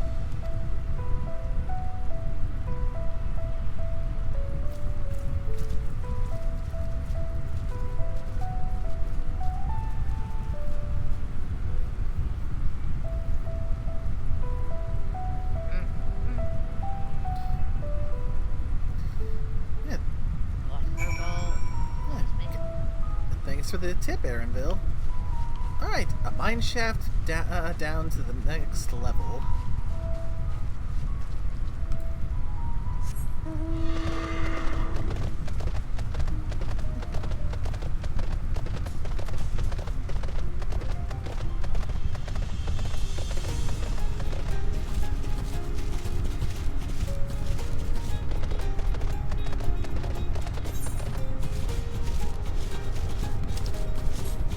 Charming, these foul things are back.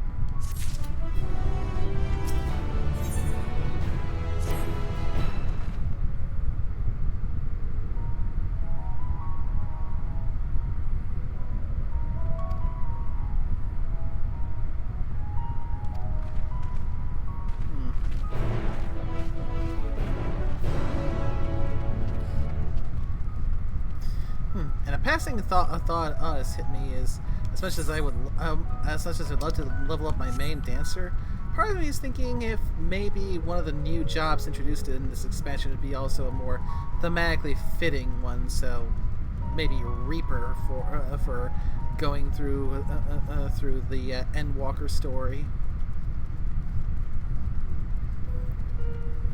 Perhaps. What level does Reaper start at again? 70.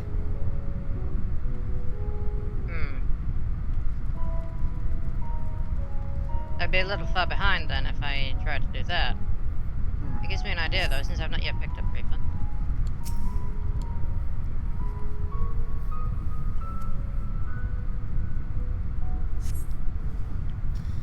Yeah, I mean, I've definitely come to enjoy Reaper.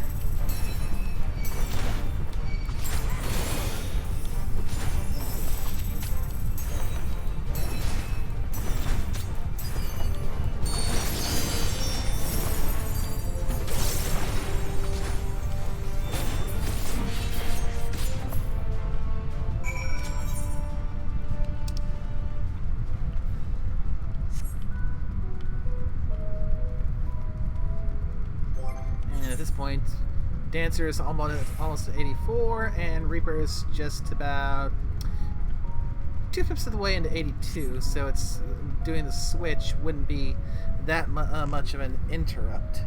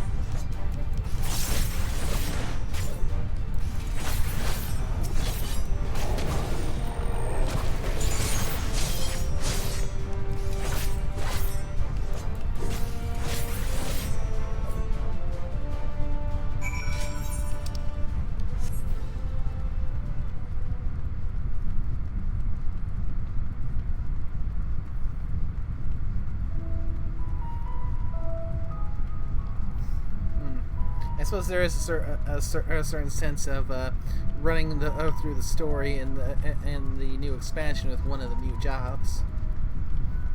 I mean, like you pointed out, being sure to run Dawn Trail as a Viper. There is unique dialogue if you do that. Mm-hmm. Kind of like how I ran through Stormblood as a samurai. Well, there's also unique dialogue if you run through Stormblood with Ninja, which is what I did. Yugiri has unique dialogue, like if you're using the blowpipe. During the section where you have to incapacitate the guards of the blowpipe, and she refers to it like as a ninja's weapon. She actually acknowledges you if you've actually gotten far enough in the ninja cross line. She actually acknowledges his status. Ah.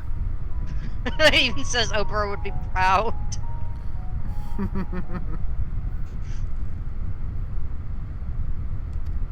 Indicating that yes, she does know, but then again, why would she not?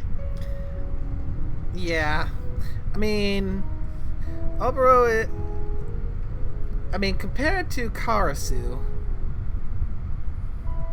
Oh, I hate that guy. Yeah...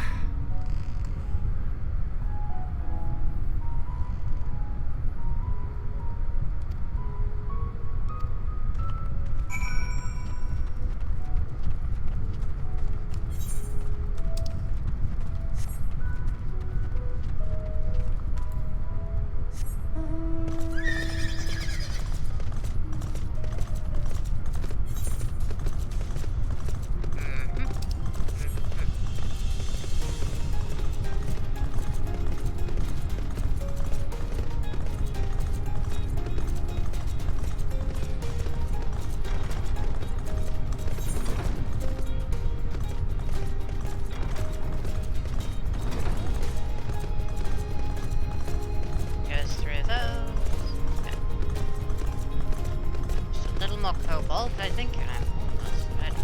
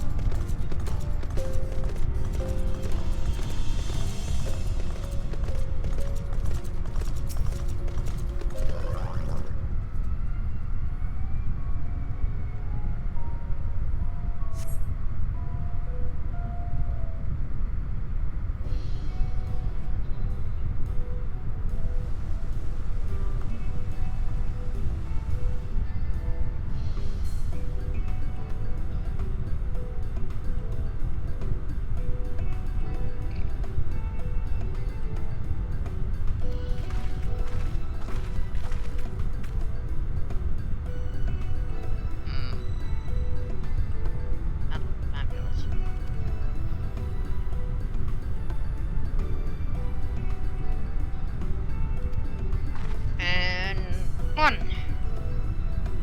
And two. And give it another swing as a good measure.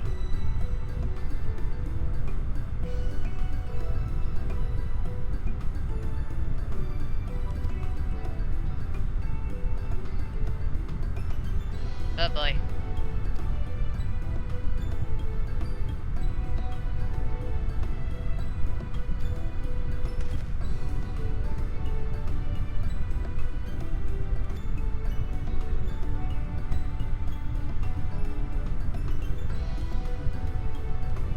As well.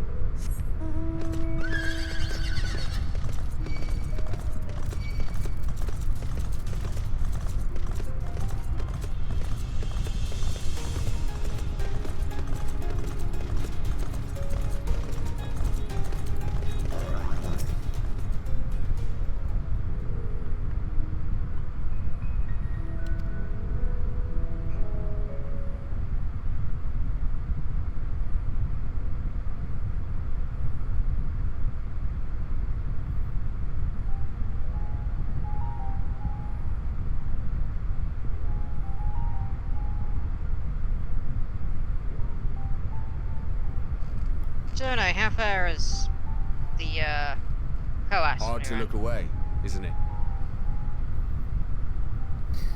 Yeah, I've just gotten to a cutscene where I've gotten to the next lower level of Labyrinthos, and am investigating with some kind of agricultural area to see if we can find more information on to what the Forum is up to.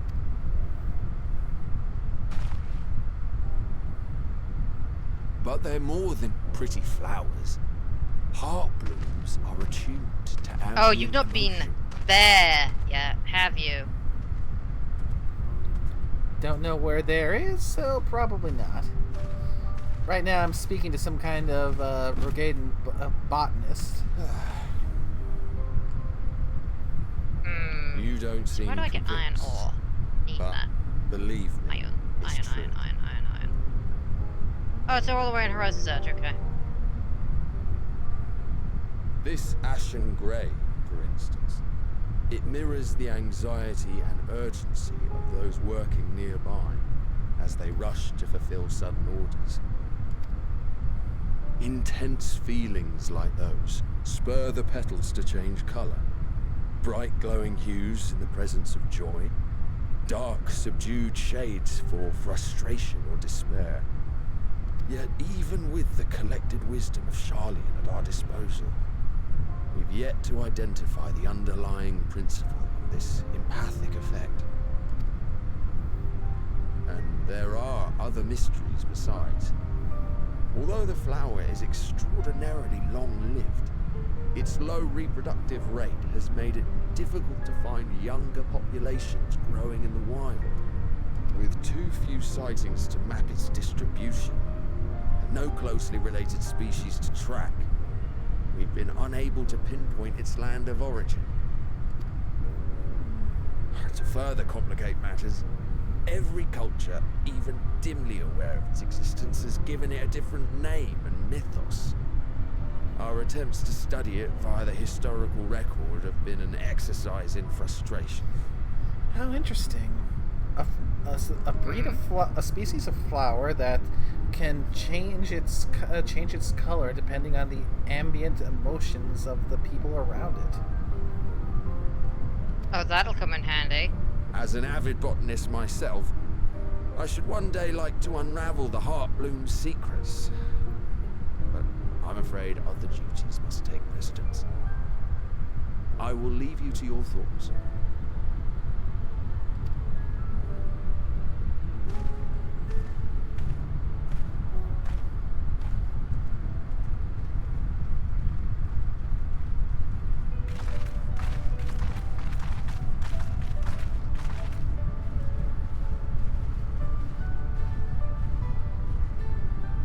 Have you learned aught of interest?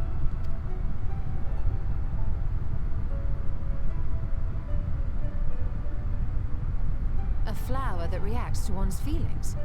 Strange. I must say, I have never heard of such a thing.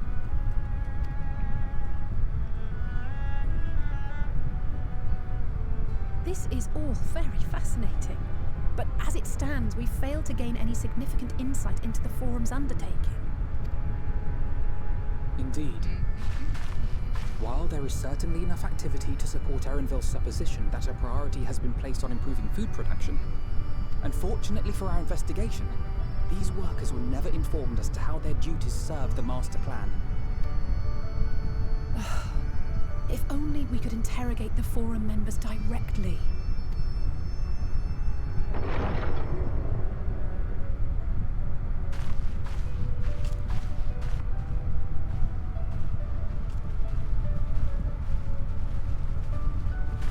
Isn't that the entrance to the arcade?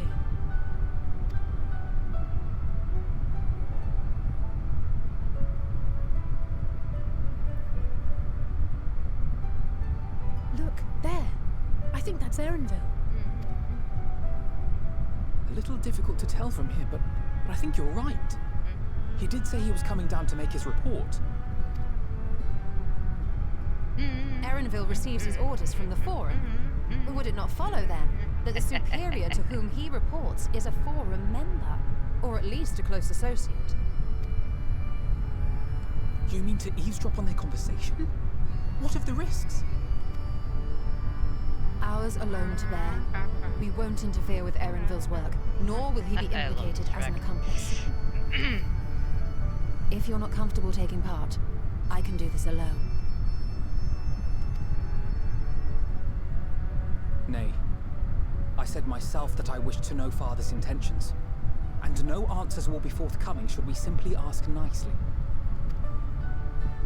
We can apologize later, should it come to it. Right now, we need every crumb of information we can get our hands on. Consequences be damned.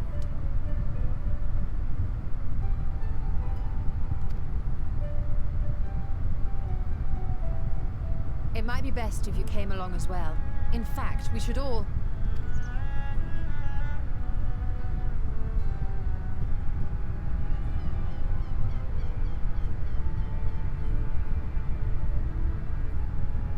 Cryo?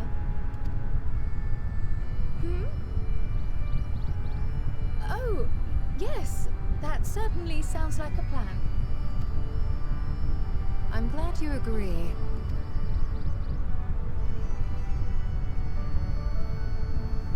Something definitely seems off about Kryle today. Quickly! Erenville is on the move. We need to get closer before we lose him.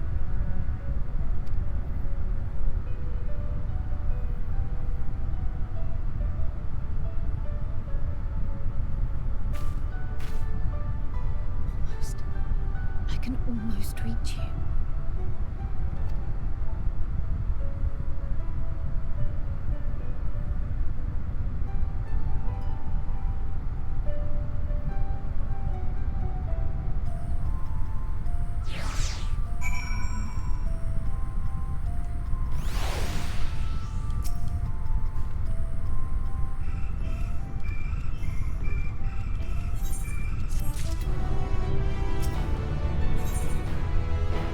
Alright, starting up the full report, warts and all.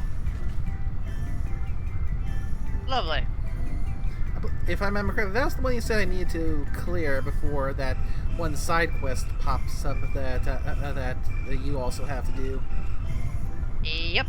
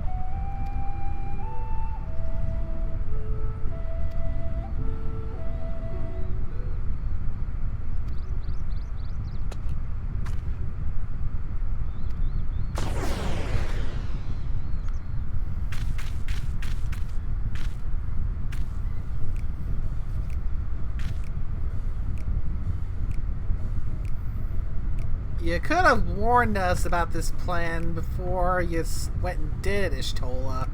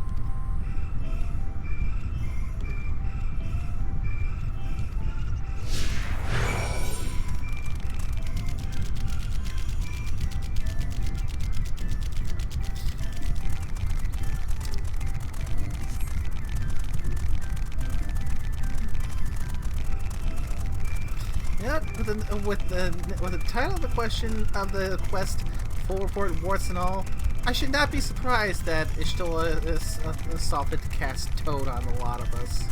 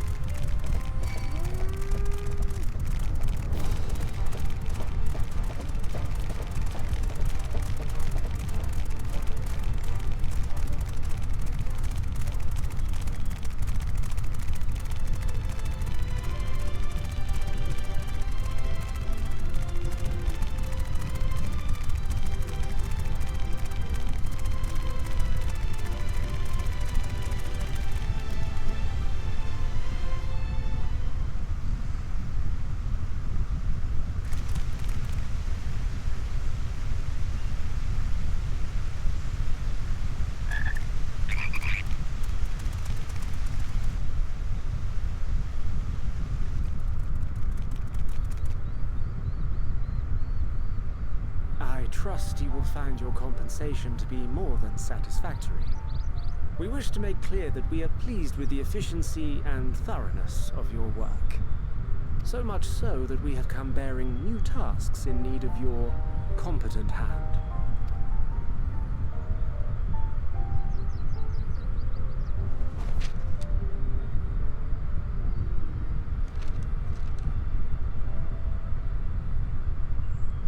Another lengthy list. If I may speak frankly, the Gleaners have been pushed to the point of collapse by your unending demands. We are not familiars to be exploited. We are Sharlayan scholars, and we deserve an explanation for this unseemly treatment. What warrants such urgency?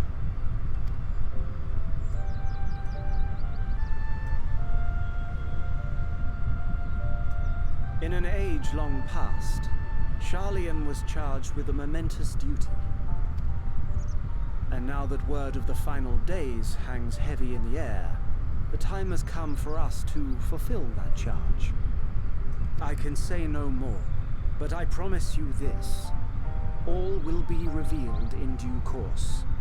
And when it has, you will understand that your toil is in service to the greatest good.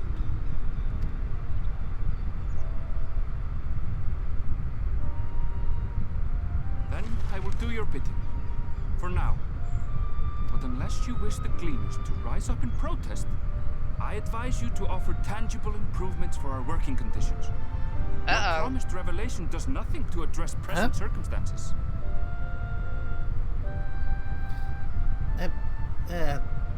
Something wrong? I think I just made a new friend. Ooh. A fair point. Your concerns will be conveyed to the forum. And it's a level 50. Ugh.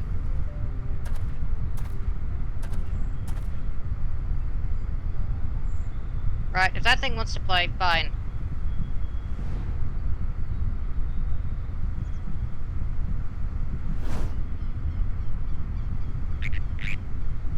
Get a load of this. I hope that was informative. You may consider my debt to you repaid in full. While I do have my reservations about the forum, I want to believe that they have our best interests at heart. And Aaronville is definitely quite perceptive. Which is why I'm reassured that you're busy sniffing out the truth of things. We can ill afford to place all our eggs in one basket, this master plan of theirs, without first understanding the risks involved.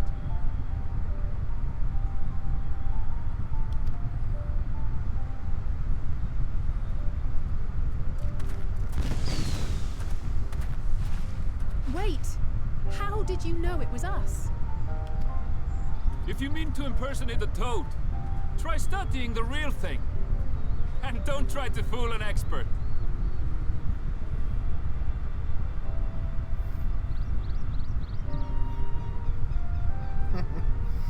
I like him. Who? Erinville? Yeah.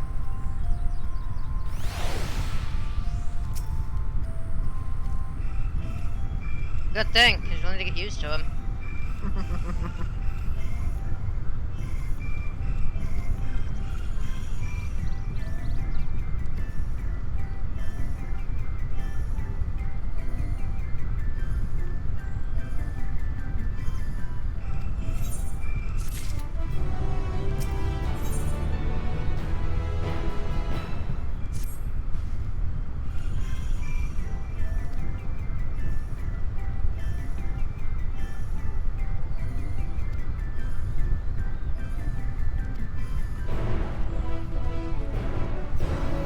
Okay, on to a guide of sorts.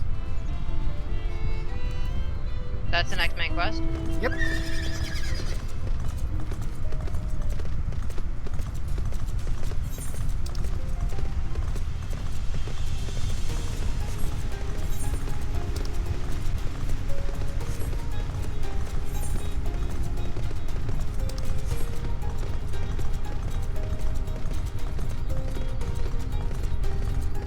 I'll be right over in a moment. No problem. 1 second, getting a rapid scan. Them lindworms aren't dropping it.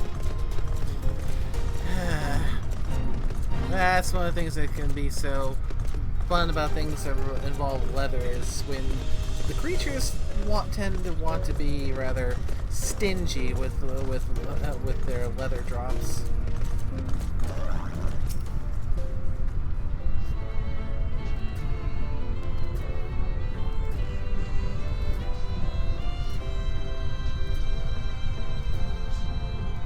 Indeed. But I think they'll give it up quite quickly for me.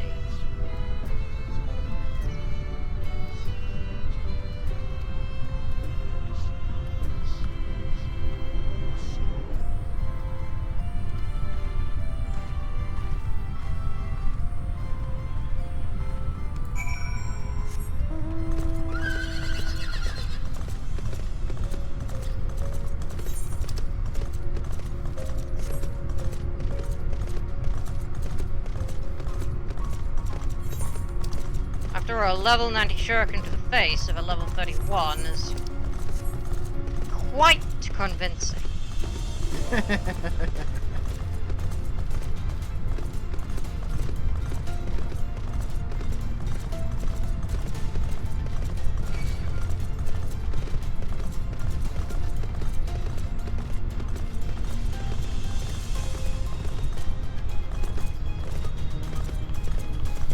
One unit?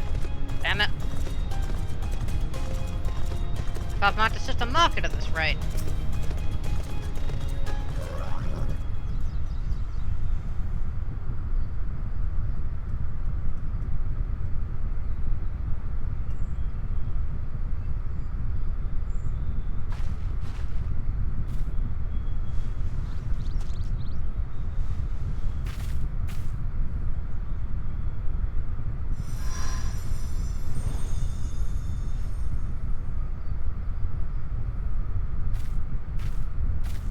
For you.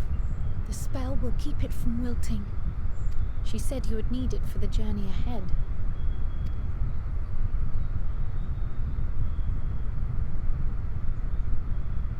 Will you speak with her now?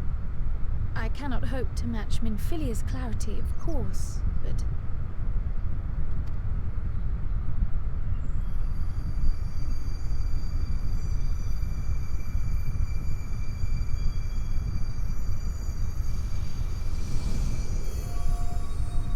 Thank you.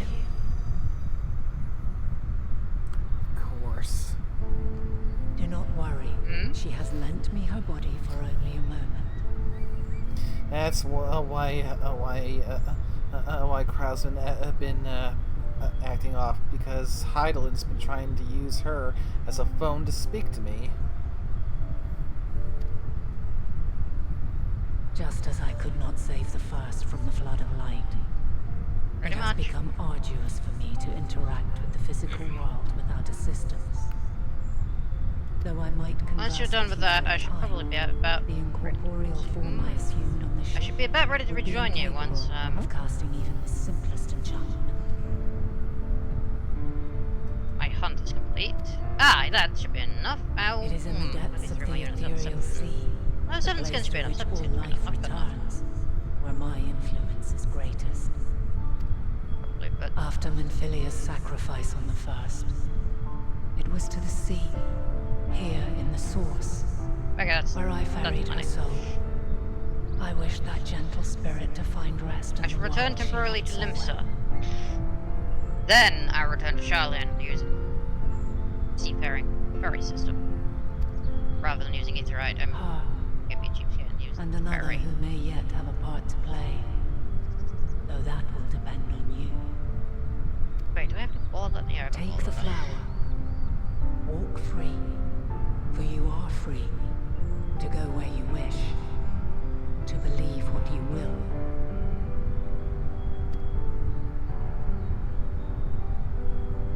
That glue will be your guide, test and proof of your conviction. In darkness, seek joy. Surrender not to sadness, and see beyond despair. Walk free, and bear the light for others to follow. Together, raise it aloft and let it shine, till the end, blinding and radiant.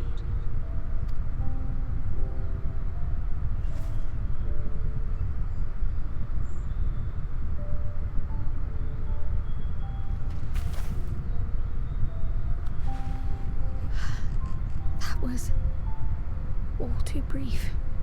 Already she seems so far away.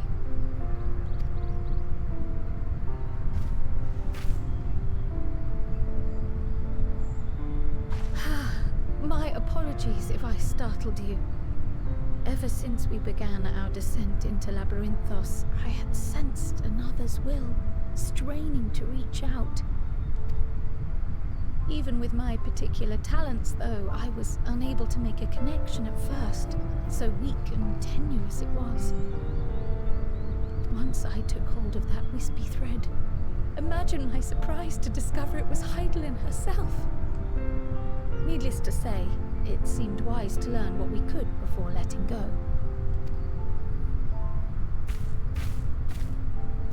Her answers were more cryptic than I would have liked, but at least she left us with a guide of sorts, that unusual flower.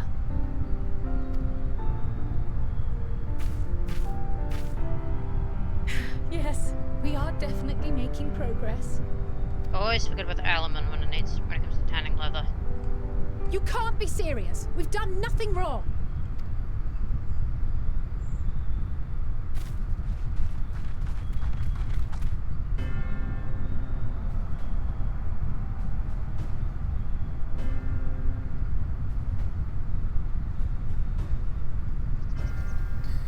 Oh boy. Master Fortuno, what business has the Forum with us? Obstruction and suppression, apparently. Mistress Baldessian, our records show you facilitated the Scions' entrance into Sharlayan by claiming them as assistants for your organization. We are aware of your investigations. After alerting the major institutions to the presence of potential troublemakers, we received word from an Archean custodian, a group operating under the auspices of the students, skulking about Labyrinthos and engaging in clandestine behavior.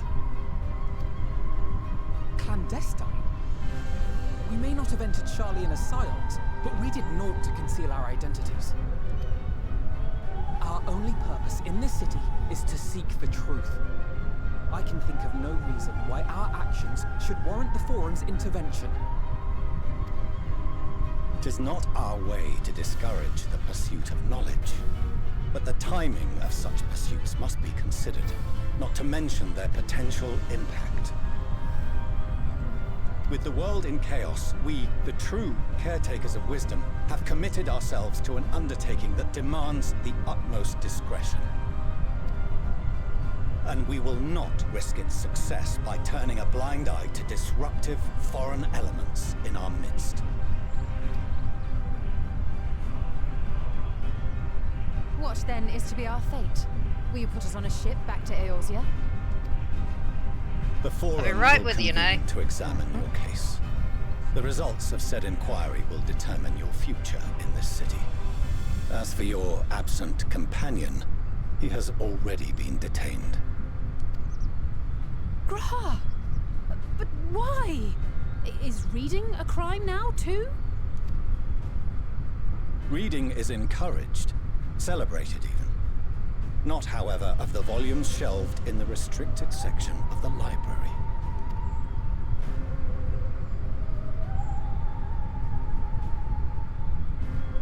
Refusing to comply will only make matters worse. Let us instead treat this as an opportunity to open a dialogue with the Forum.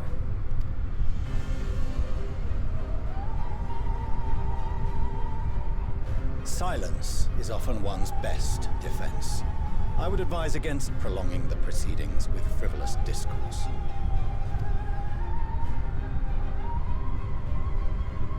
But enough. This is not the place for debate.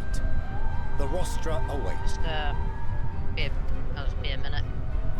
Synthesizing something.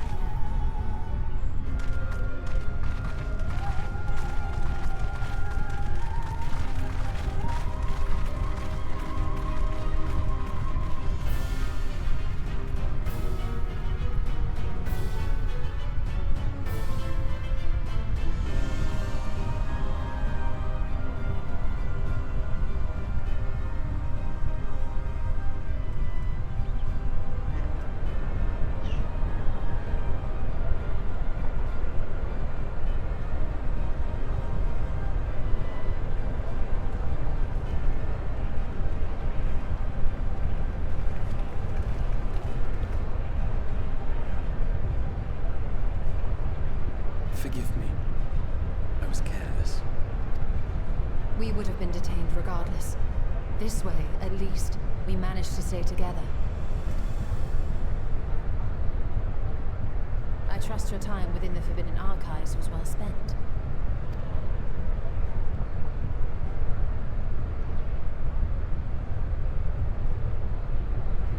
The Forum will come to order. This inquiry is now in session. As Speaker-elect, I will be presiding over the day's proceedings. Master Fortuner, would you be so kind as to restate the matter which compelled you to summon your colleagues with such urgency?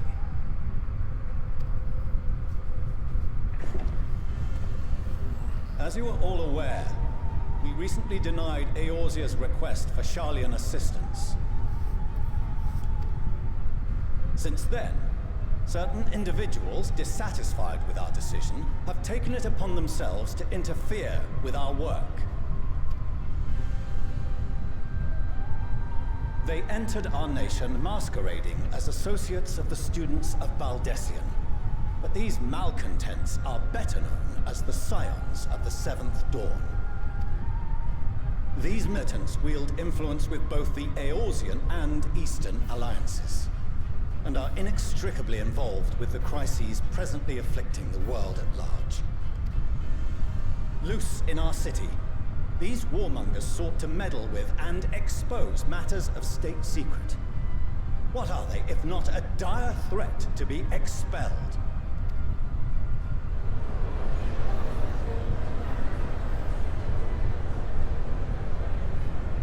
You have tarnished the good name of the students. Galuf would be ashamed.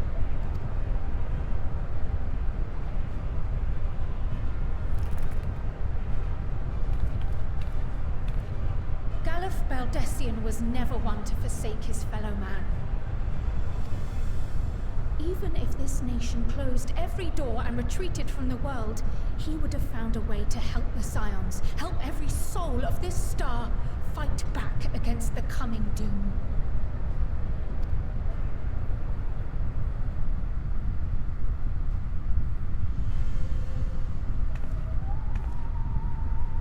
A terrible enemy stands poised to lay waste to all we hold dear.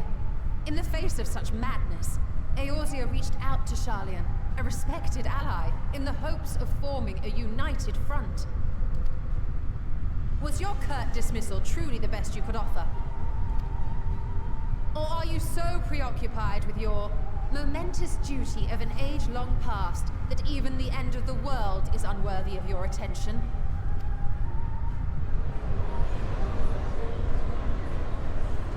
Whence came this revelation?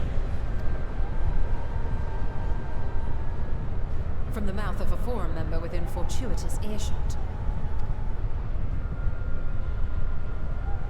Then it seems your findings support my own.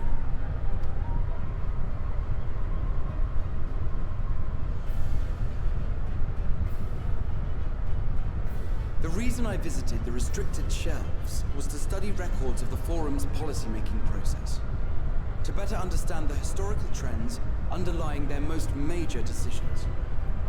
At first glance, the positions of neutrality in war and the accumulation of knowledge above all else appear constant and consistent, the unchanging pillars of Sharlayan society. And once upon a time, I might have left it at that. These days, however, I am more attuned to the subtleties of governance, and so I noticed something odd.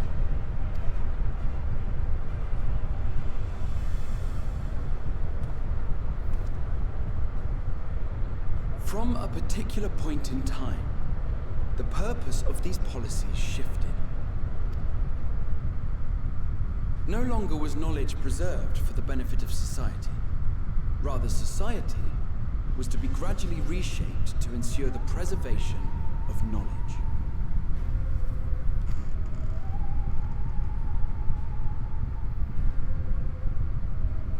The most conspicuous and telling change was the one which befell Labyrinthos. Once little more than an oversized storehouse, an enormous allocation of funds saw it transformed into an advanced research and archival facility. I also discovered a fascinating account on the finances of our Dravanian colony. The settlement attracted students from far and wide, and the connections and tuition fees thus acquired were funneled into further improvements for the archives. Now, there is no question that our nation's progress is tied to the acquisition of wisdom. Nevertheless, the vast resources diverted for this purpose borders on the obscene. But returning to the matter of when, our change in course appears to have been made some 270 years ago. The very same period when Sharlayan scholars in the hinterlands began a formal study of the ethereal sea. You found something, did you not?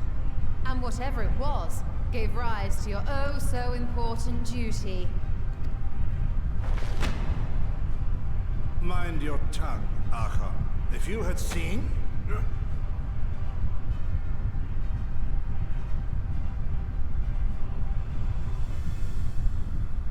Yes, we are bound by a duty we cannot ignore.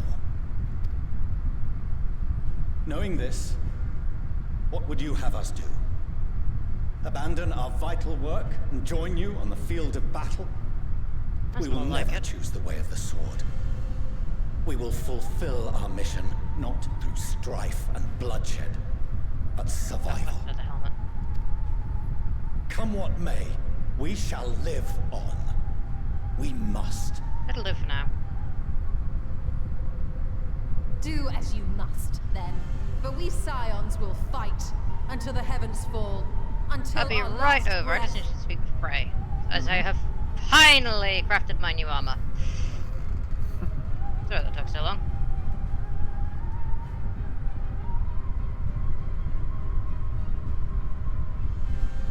Such misguided zeal.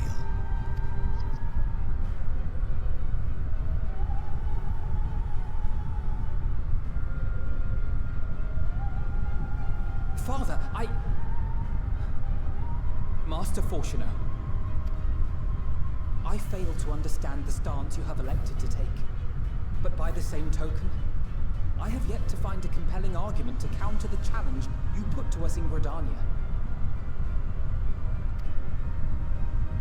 Still, in the midst of my uncertainty, I must trust in myself to do what is right, as others have chosen to trust in me.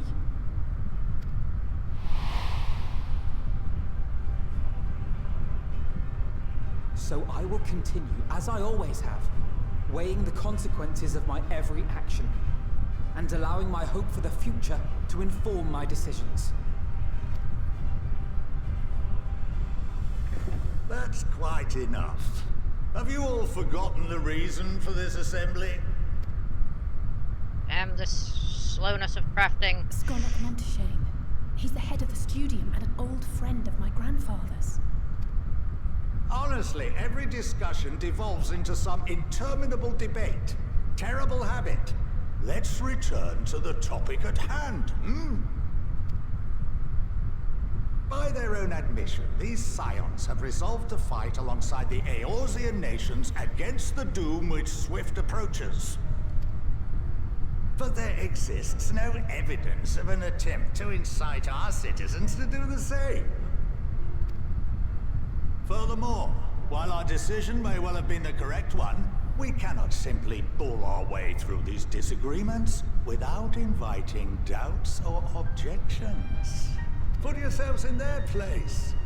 Who among you would leave a tome unopened if an elder forbid you read it with no reason given? Finally, a voice of reason in this forum. Now, if we're to quell further discontent, then we must conclude this matter with a fair and even hand.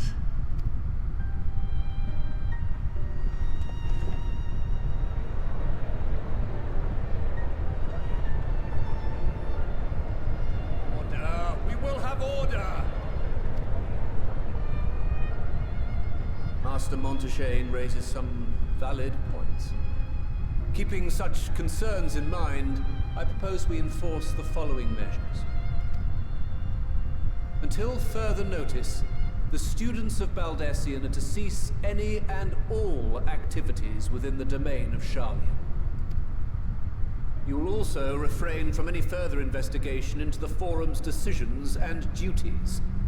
Failure to comply with these restrictions will result in the immediate expulsion of your scion associates. Brace saying it like it is. Let us put this judgment to a vote. All in favor, raise your hand.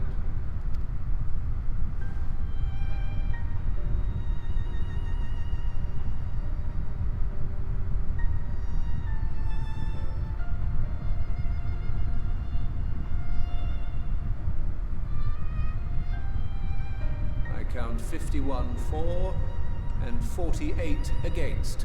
The proposal is passed. Students, scions, you have heard the Forum's judgment. Pray abide by it, or face the consequences. Apologies, now I'll have to temporarily leave the party. Instance duty? Honored members, I thank you for your Instance time. duty. This inquiry is concluded. I'll catch you once you finish it up. Hopefully the cutscene should be getting close to the end, because this has been a heavy one.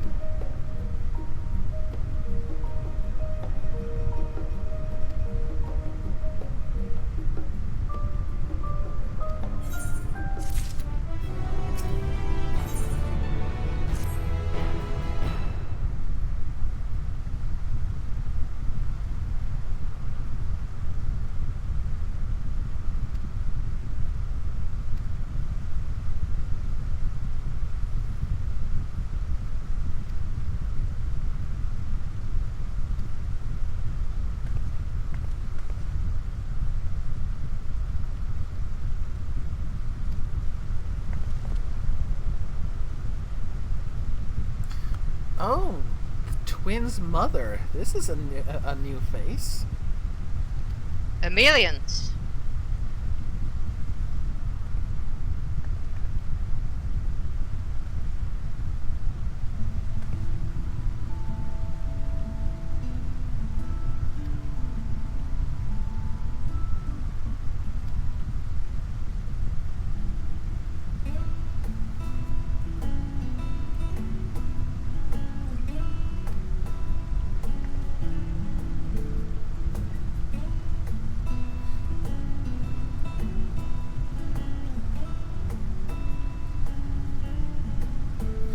Okay, I like Emelian so much better than their father. She seems so delightful. Emelians, I'm home. Emelians.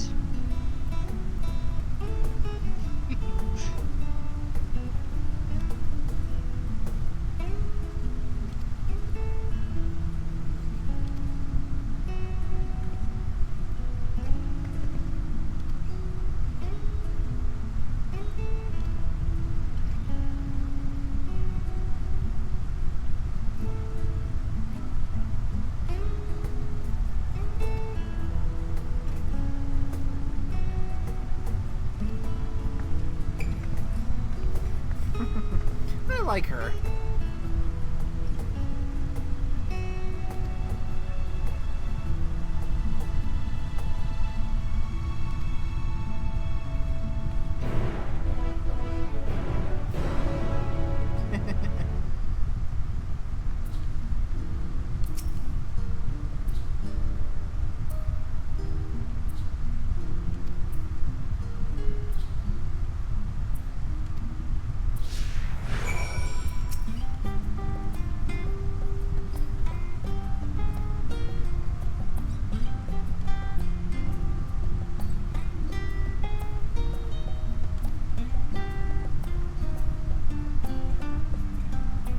I rather like Frey.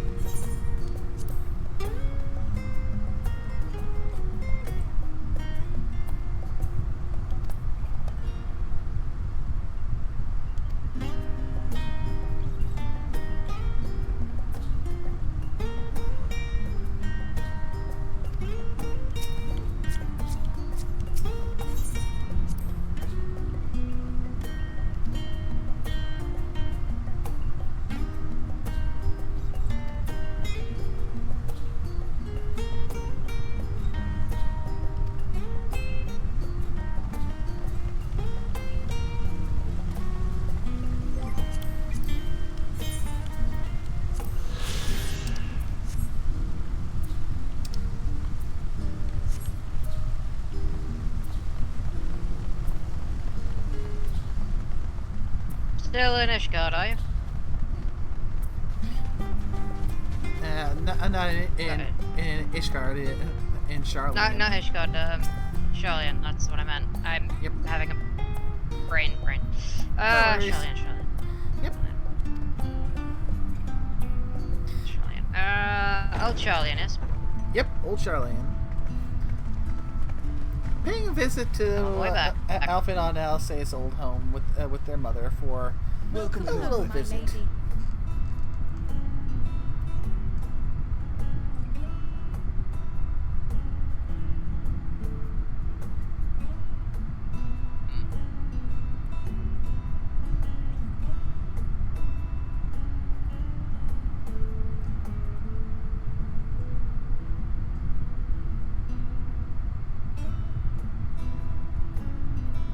What? What are you gawping at?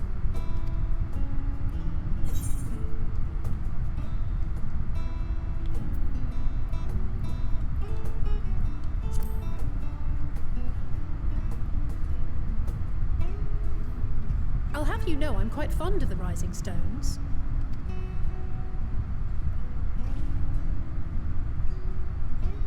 Lord Fortuneau is not to hear of this visit.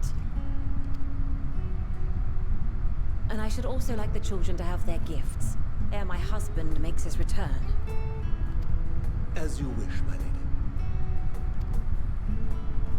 Oh, Mom has gifts for the twins.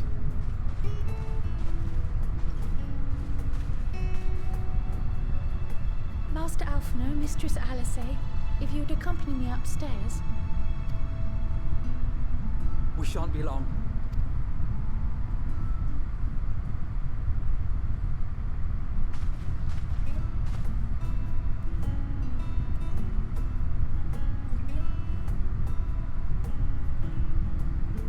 The twins have been sending letters home from time to time, recounting their latest adventures. I am sure they withhold certain details, of course, if only to keep me from worrying. Yet a mother worries all the same. In the early days especially, I tried to support them as best I could, sending the scions coin and other such donations. Fortunately, they have found the strength to overcome adversity time and time again. Their words grow more confident with every letter, their depictions more vivid. The triumphs and defeats, the joys and sorrows. It is clear that they have come to find value in every experience. But of those they treasure most, it would seem that meeting you might be the most impactful. Why, since that fateful day, I do believe there has not been a single missive in which you were not mentioned by name.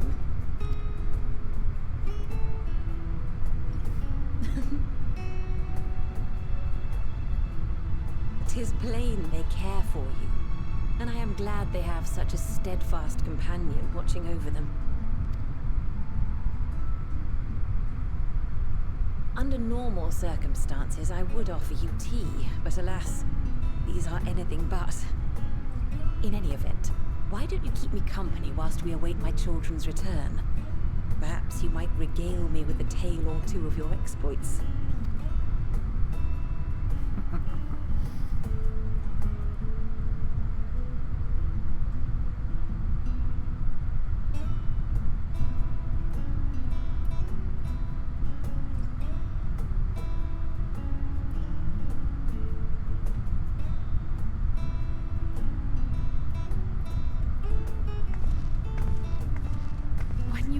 Gifts. I wasn't sure what to expect. Mother,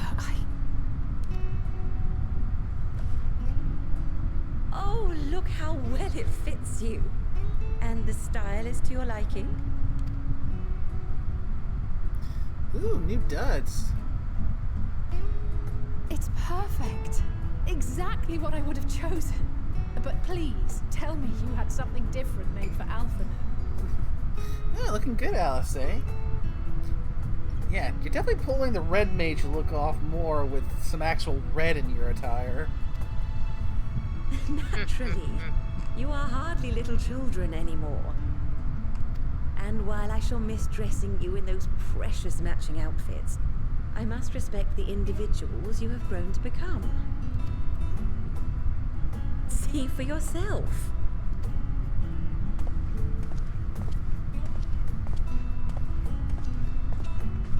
Thank you for the splendid clothes, Mother. Stylish, comfortable, and eminently practical. Very good, Alphinaud. Oh, definitely looking very dashing with that new look. I am so glad you like them. They are, however, missing one final touch.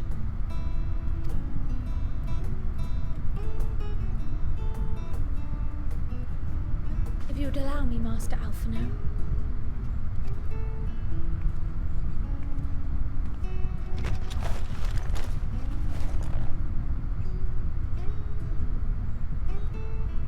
Oh! So this is where it gets the sage upgrade. Are these...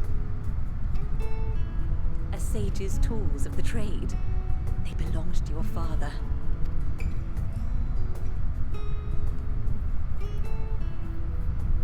Though he may as well be chained to his desk these days, as a student he was often called upon to venture into the field. He wielded those armaments, both to heal and to harm in no few battles. None so fierce as those you two have braved, perhaps, but battles nonetheless. Thus did I pull them out of storage, to show you that he was not always the man who stands in vehement opposition to you now. And also because it would be a terrible waste of ridiculously expensive House Leveilleur commissioned artistry.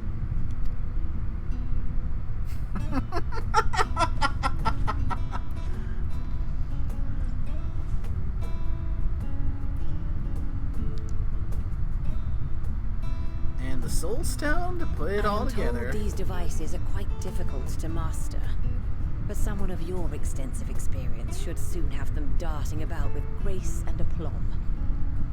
May the wisdom in that crystal serve you well. And please, try to find common ground with your father, that you might come and go without need for this awful subterfuge.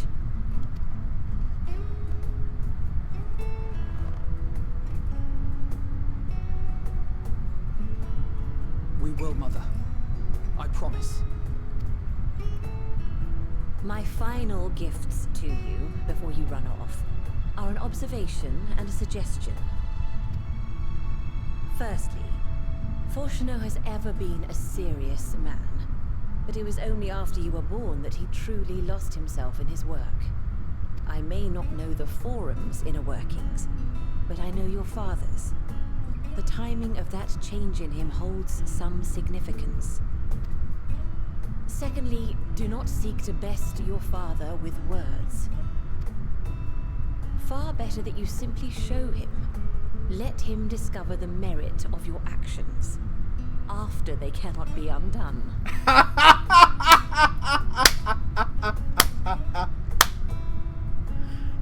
I'm loving Emilius more and more. Just basically saying, yeah, you're not gonna win an argument with him.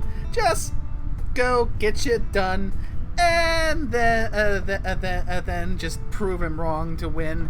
Yeah, nothing he can do can stop what we've started.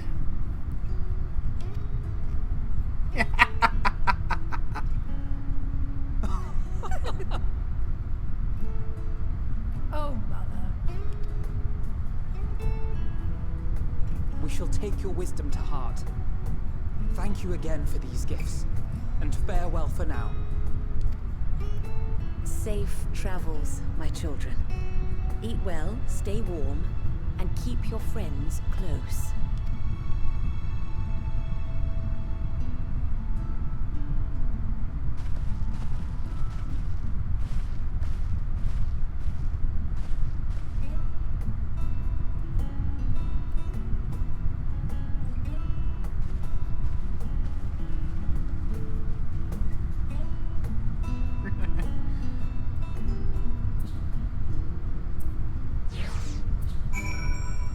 Hell no.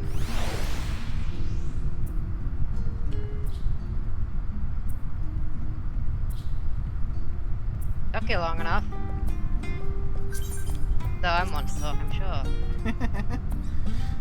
I mean, all that work you had getting the stuff for your Dark Knight certainly gave me enough time to hit up a whole bunch of cutscenes. Yeah.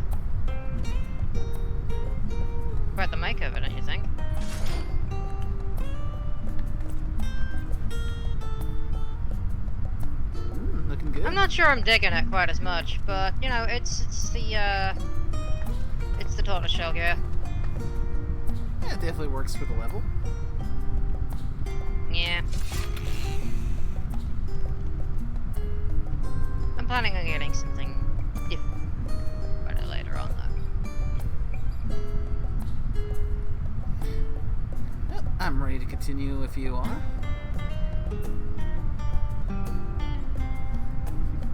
Because with all the story beats that we got hit, I'd say it's high time for a little bit more roulette fun.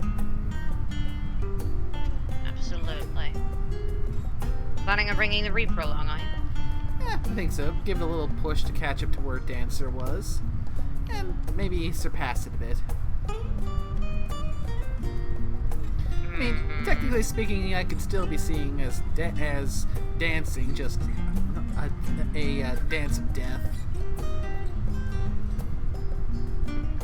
I didn't realize your name was Ruby Rose. I mean, this glam set was originally what I was using as my universal tanking set because you can't see it because of the ears, but but with that, what I don't have the bunny ears. It got a nice red beret on it. When you don't have the bunny ears? What do you mean when you don't have them? You're a Riviera, you always have them. I mean when I'm playing as another race. How would you have the same glam on a different race unless you mean you've done this before? And remember, I do like to, on occasion, when the mood strikes me, use Viola Fantasia to play as a different race. My two most common races I go for are Viera and Lalafell. Potato buns, gotcha. Mm-hmm.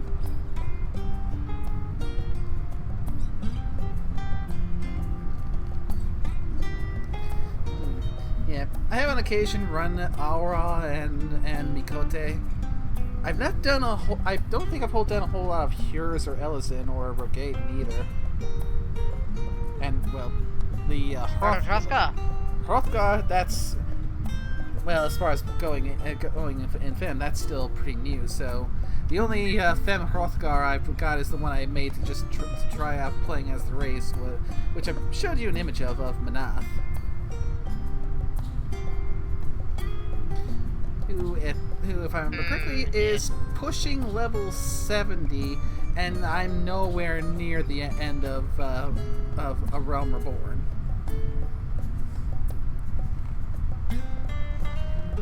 Pushing level 70, you know, no one... What? Nay, what have you been up to? Honestly. Let's see, a fair bit, a number of dungeons, getting a single clear of every dungeon, working on the... Actually, no, I have an idea. How about... Instead... I take the mage this time. That can work.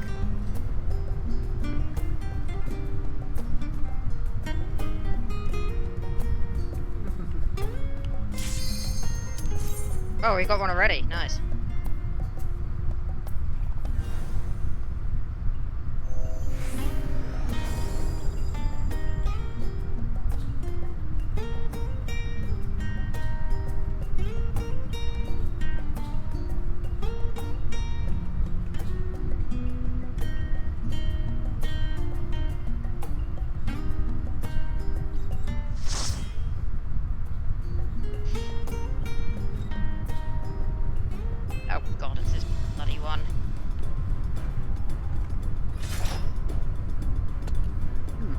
Even with us going at higher level ones, you seem to keep on getting some of these lower level ones. To be fair, in the case of my Dark Knight, it makes sense because I was a lower level Dark Knight and it was a leveling. Yeah, that is. It is the leveling queue. But seriously, Sunken Temple of Khan? Really? Oh god, I should have chosen a high level dungeon instead. Yeah. I think we can probably put that on the monk.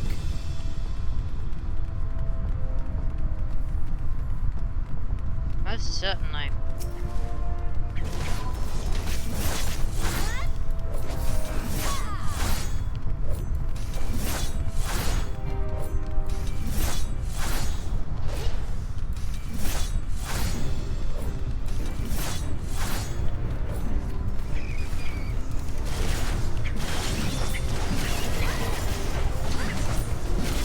Ugh, I've been downgraded back to stone 2 again.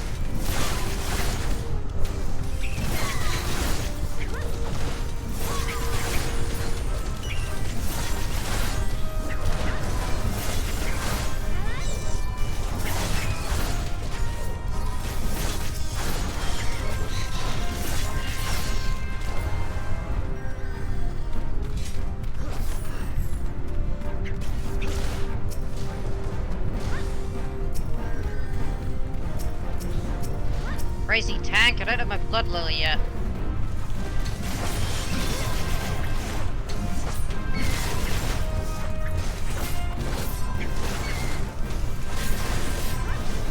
Well, the lily at least.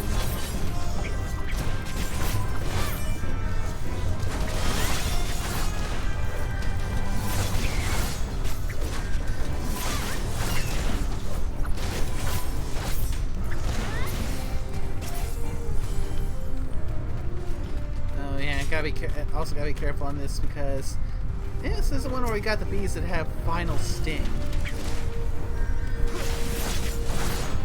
What does final sting do again? The bees kill themselves but do massive amounts of damage. It's also one of the blue mage spells that you can learn, which does the same thing when you cast it as blue mage. It's an instant KO for you, but it also does massive damage to the opponent. Our tank is something of a rush. Yeah.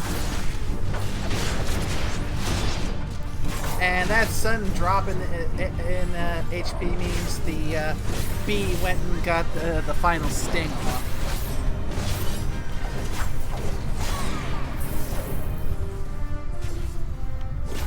It's a good thing I had Swift Cast ready.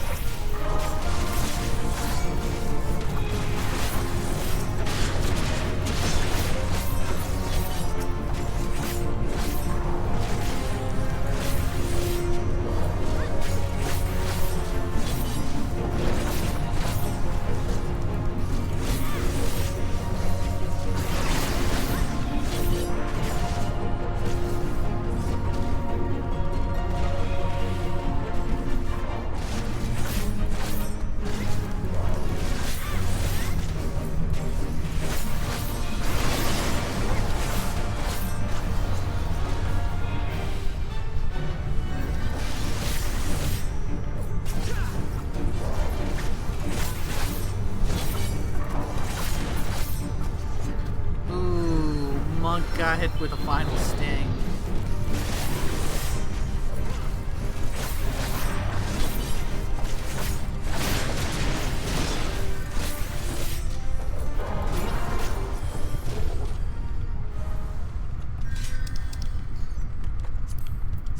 Yeah, final sting is basically an unmarked tank buster.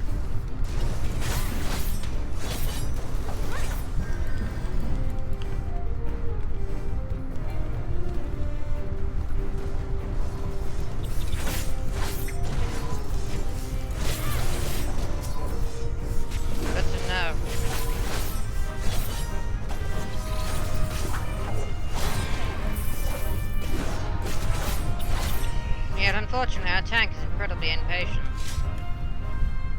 Yeah. You get a lot of that in roulette sometimes. Plus, tanks seem to forget that for this dungeon, this guy needs to be on the thing in order for him to stay dead. And for the door to open. Yep, bring him over. Uh-oh. Closer. Next.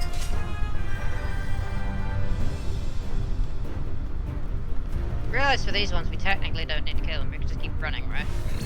Yep. but tank is saying not to kill. Our tank is making dipstick, basically.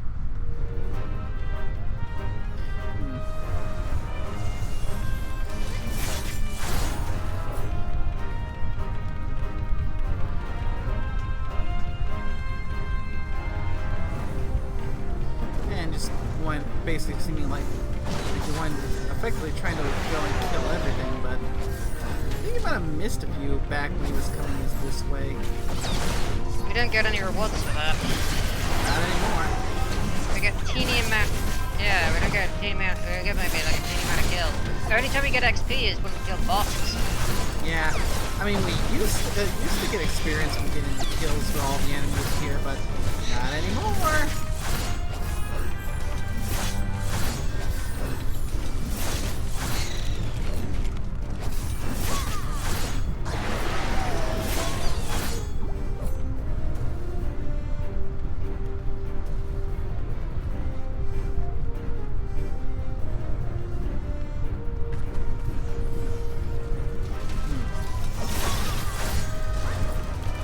Just look at him, an experienced healer. And he's pulling Not them the boss all arena, into not the the boss room. arena. The fuck, tank?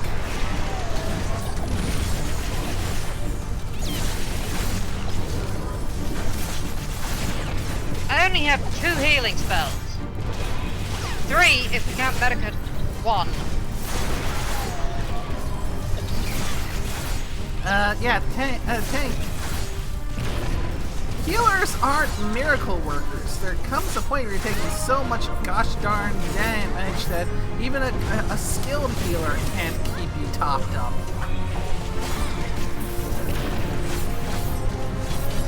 Looking at this tank, I'm a very skilled healer.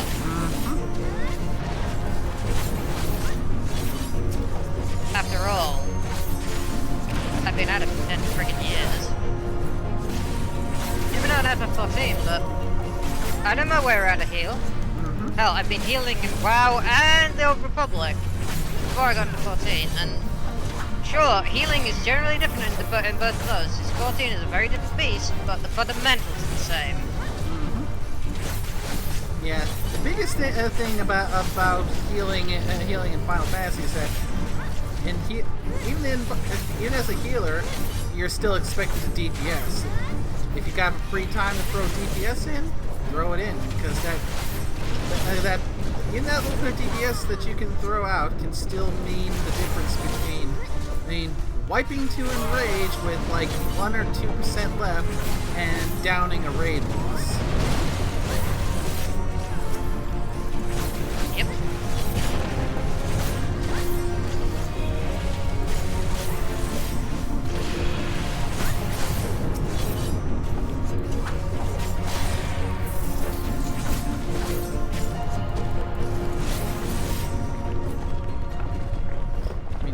Sage is basically that whole principle of everyone's DPS, including the healers, in practice.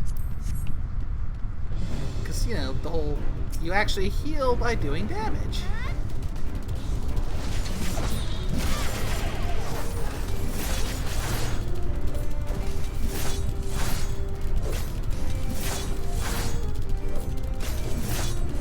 Indeed. I like this. Whatever, Dark Knight? Dark Knight, yeah. I feel like a Dark Knight doesn't seem to realize I don't have holy.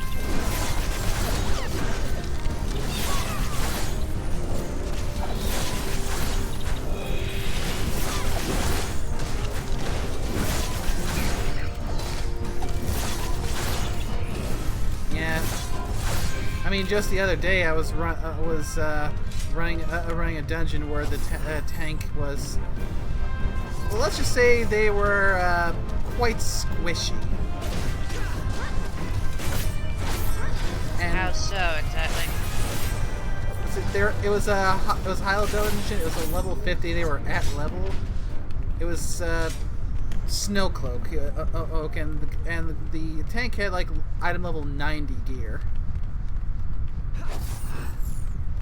So he was basically doing the big pull the entire rooms thing, and I was on Sage at the time, which it's one of the shield type healers.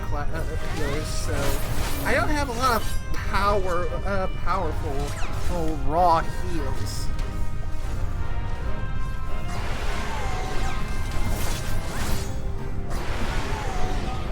So you're telling me this guy was running level, what, 40 gear, level 49 gear, essentially? It was still level 50 gear, but it was very low item level. Like I said, item level 90 if I remember correctly, and the highest item level at that tier is 130.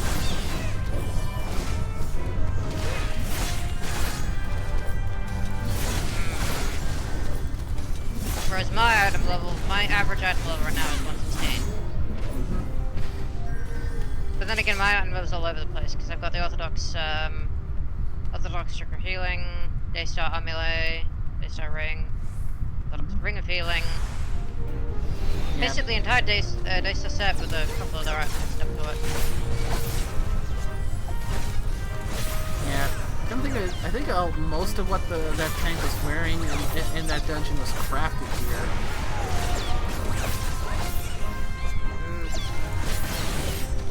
So it's not even green? There were a few green items, but there was also some a fair bit of crafted stuff too. So was it at least high quality crafted? Yeah, it was at least high quality crafted, so there's that.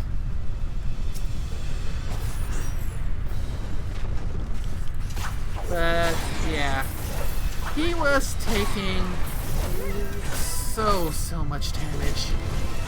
It was like his HP was just melting away.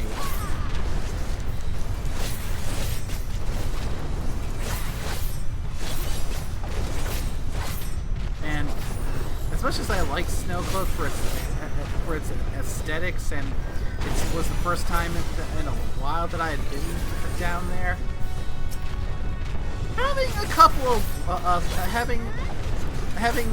well, it was just two until he finally started pulling smaller pulls, but having two party wipes because he was just pulling every gosh darn thing, and I can't keep up since, you know, as a sage, I only have enough of a charge for 3 big heals before I have to wait for them to recharge. And after that, it's just my basic heal, which I have to use an extra action in order to turn it into a shield ability, which isn't super strong.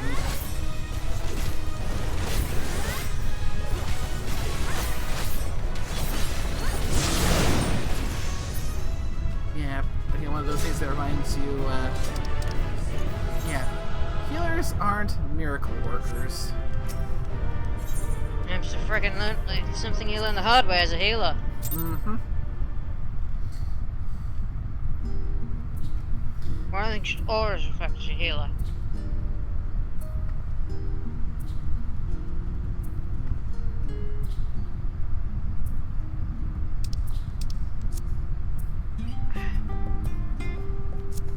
We take a lot of shit, but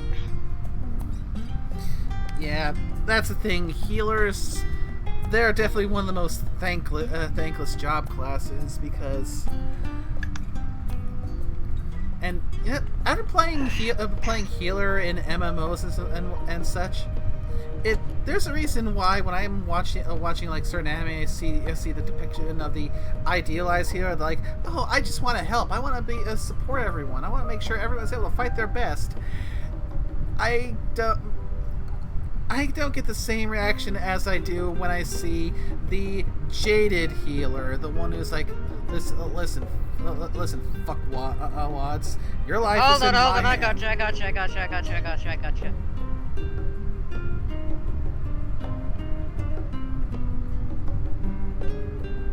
I gotcha. I gotcha. There's an actual skit someone made.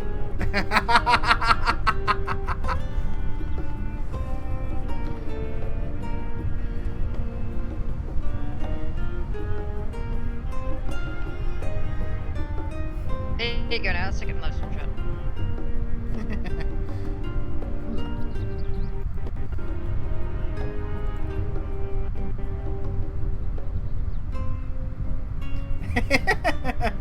Well, I'll have to check this out after stream.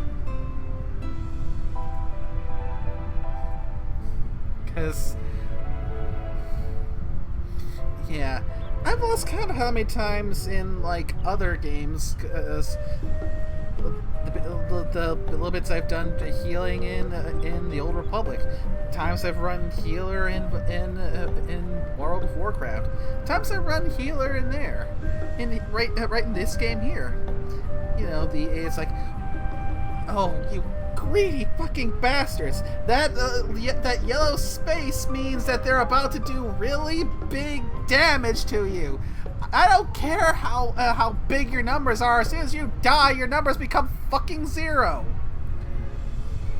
Oh, great! Now I revived you. Now you've got a 25% penalty to your damage for 2 minutes. Oh, you got one fucking killing yourself again. Well, guess what? How you like the 50% damage reduction res penalty? Yeah, you're making big numbers now, aren't ya? Son of a bitch. Okay, I'm not fucking resing you until after the fight's done.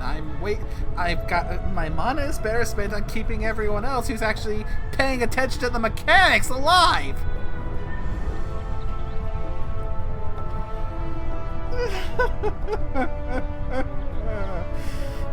Standing in fire, trying to take tank busters when you are a squishy little DPS.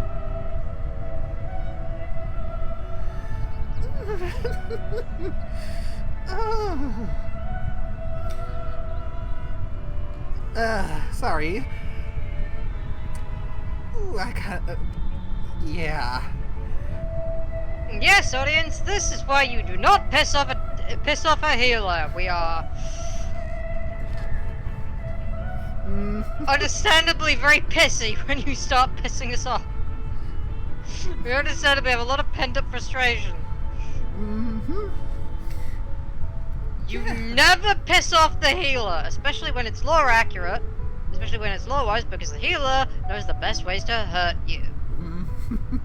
But physically and mentally, because to heal injuries, you also need to know how to cause them. Oh, yes.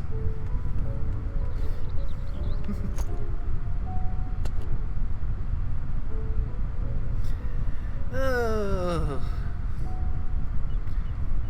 At the same time, there's the thing is, you can't heal stupid. Oh, were you watching that video, Nay? Any chance? Nope. That was just wisdom from experience. Oh my god, no, you need to watch that video. Like, after the stream, you totally need to watch the video. Because it is just literally just every point you've just made. I love the final joke in it. Oh look, everybody's dead. I guess I'm soloing this then.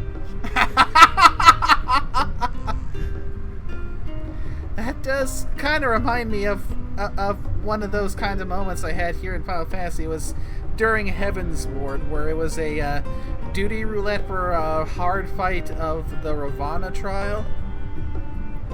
I was relatively new to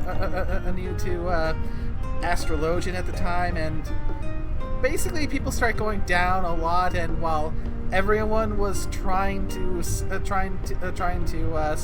just wipe, wipe, we'll try it again. We'd already tried and failed several times, and we're getting close to the end of the time limit.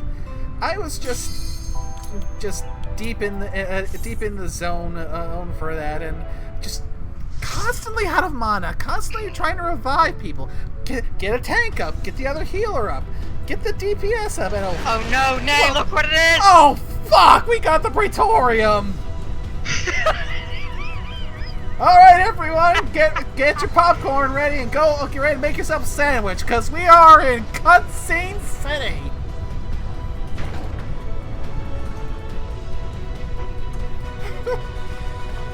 It's always a gamble when we go for the MSQ roulette!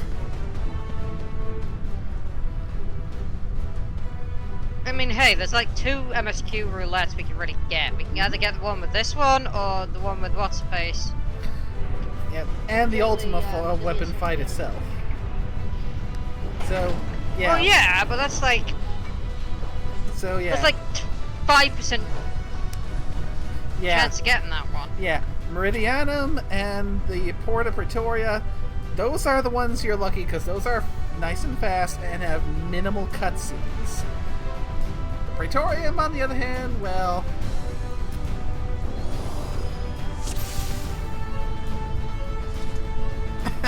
I mean, heck, even one of our party members was mentioning, hey, might as well get some leisure reading in.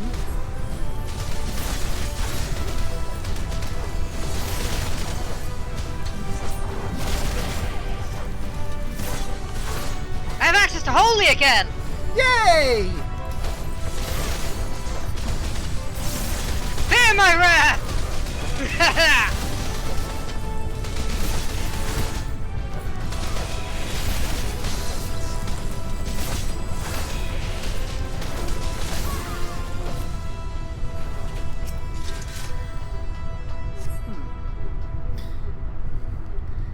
I wonder. Holy is historically in Final Fantasy the strongest offensive white magic spell. I wonder if at any point we'll get Ultima as a spell we can cast. Because historically, the 2 of the most powerful black magic spells are Ultima and Comet.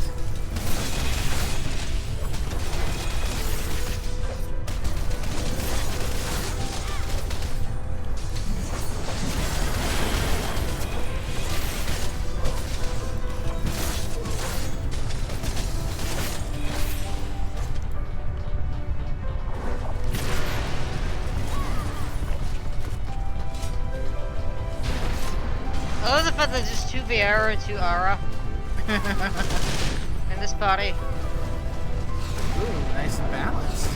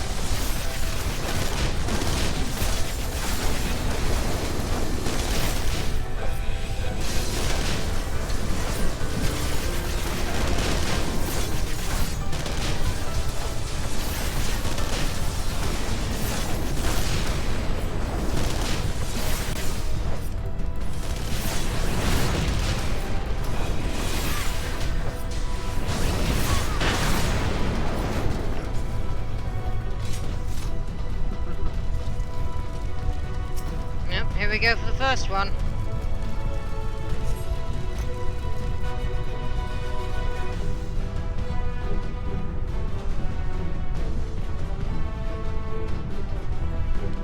Oh boy, here we go.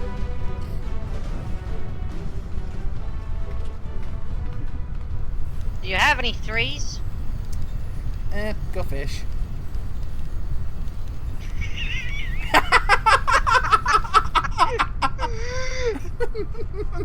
I just love the fact we both are on the same wavelength for that one.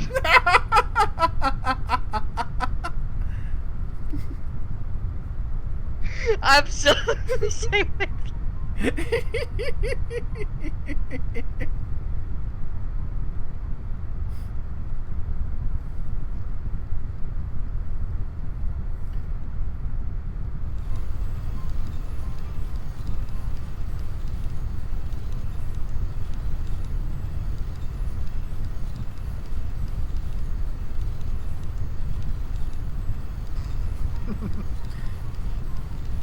Yeah, Although, given the times, once we get to a certain bit of scene chewing monologue, that might be a good time to go and refresh the drink a little bit. I mean, heck, I'm gonna take a bathroom break after that. I mean, no lie. I did at one point when we got to that particular cutscene, get up, go, make a sandwich, and finish eating the sandwich before the cutscene was finished.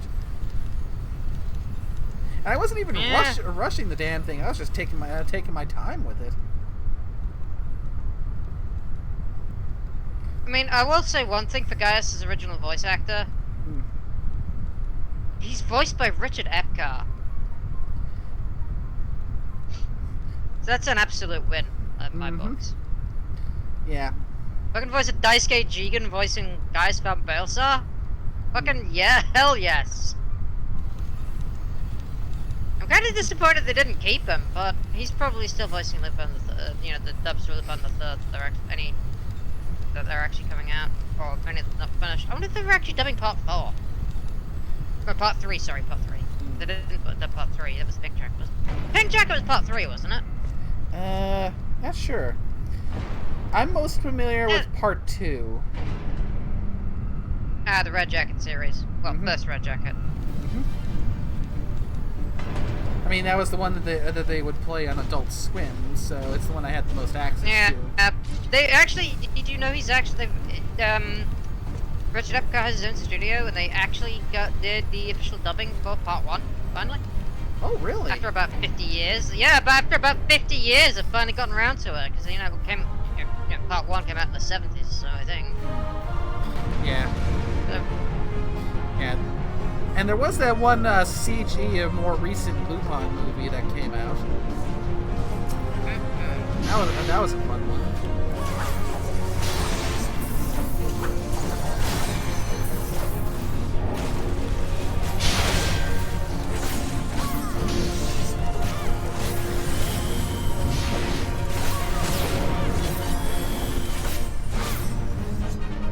Yeah, Lupin is good fun.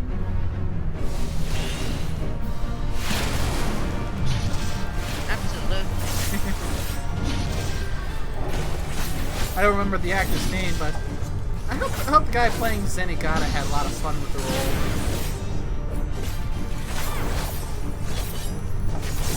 Which one? There's been multiple voice actors for it. Same with Lupin, actually. Did you know Keith Silverstein voiced him once? The most unfitting Lupin voice out there is Keith Silverstein. Yeah, the guy who voiced like the really deep voice sounding guy that did the voice of the Dark Elves in Skyrim. Yeah, he voiced Lupin the Third at one point. Huh. And it sounds so unfitting. I mean, after the voice that it we was had... It was some of the Blue Jacket movies, I think. But yeah, after getting used to, oh, I am terrible with names, but the guy who voiced Lupin in Part 2, the Red Jacket one, that voice just for me has become... Yeah, there's someone similar. There's a guy sounds similar to him. Voice, yeah, that sound, that kind of sound. His OG from Part 2 is the one who voices him like currently, but he sounds very similar. But yeah, that particular kind of voice just has to me become iconic for Lupin. Oh yeah, no, you'll be able to tell that it's not. If you listen carefully, you can tell it's not the same guy, but it absolutely sounds similar. So at least it fits. That's good. That's good. I suppose I'm gonna say the same thing for the Part 2 VA for Zenigata as well. Oh yeah, like Zenigata, you can tell that his VA was changed partway through, especially in the movies. You can tell there's a different VA in some of the movies.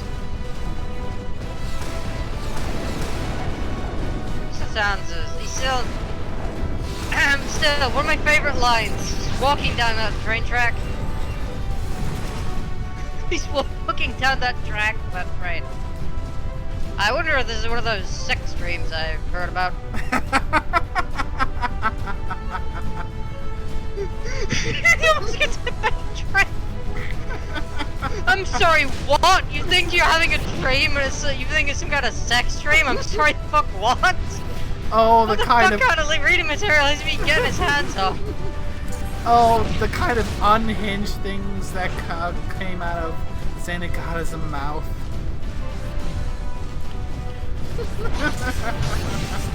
I mean, hey, Pops is one of people's favorite characters for a reason. Oh, without a doubt.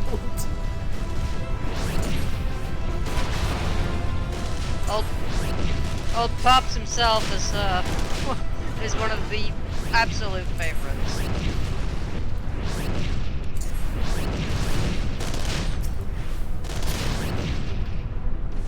Yeah, well, here comes the cutscene. Yep. Oh, do we have to activate the console first? I forget. Yeah, we got this one, the one for the next fight, the one after the next fight, and then the one for the console.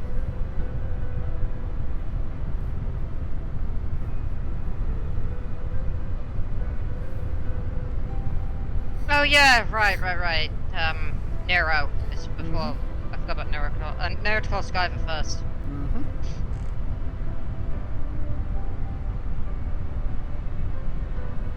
Yeah, though with the fight with Nero, we don't have a hammer job yet, or a hammer combat job, I should say. Though theoretically, we probably could take Warrior and get some weapons that are reskinned to be hammers rather than axes.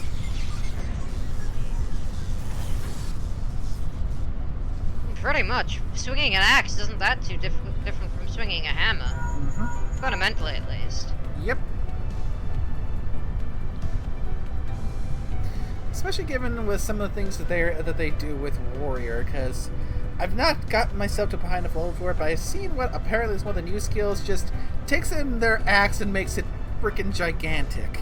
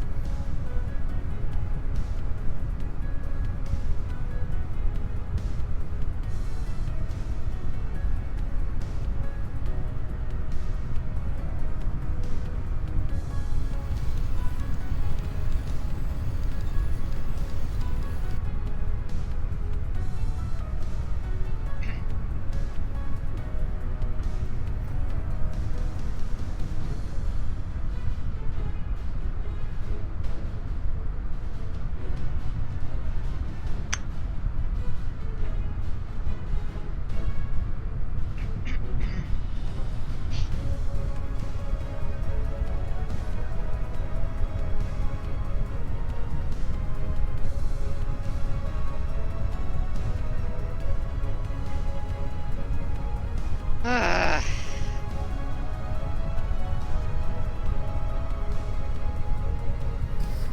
we rolled the dice, and we got the bad roll for this roulette.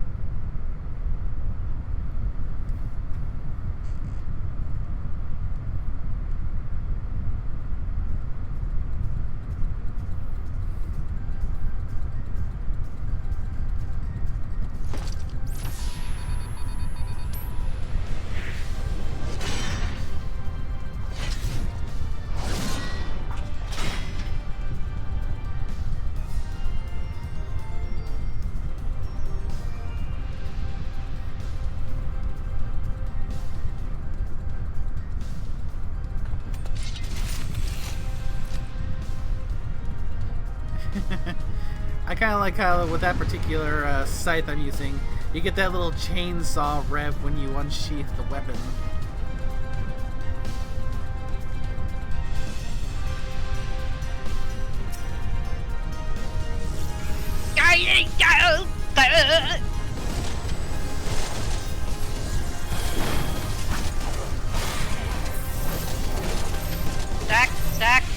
Stack!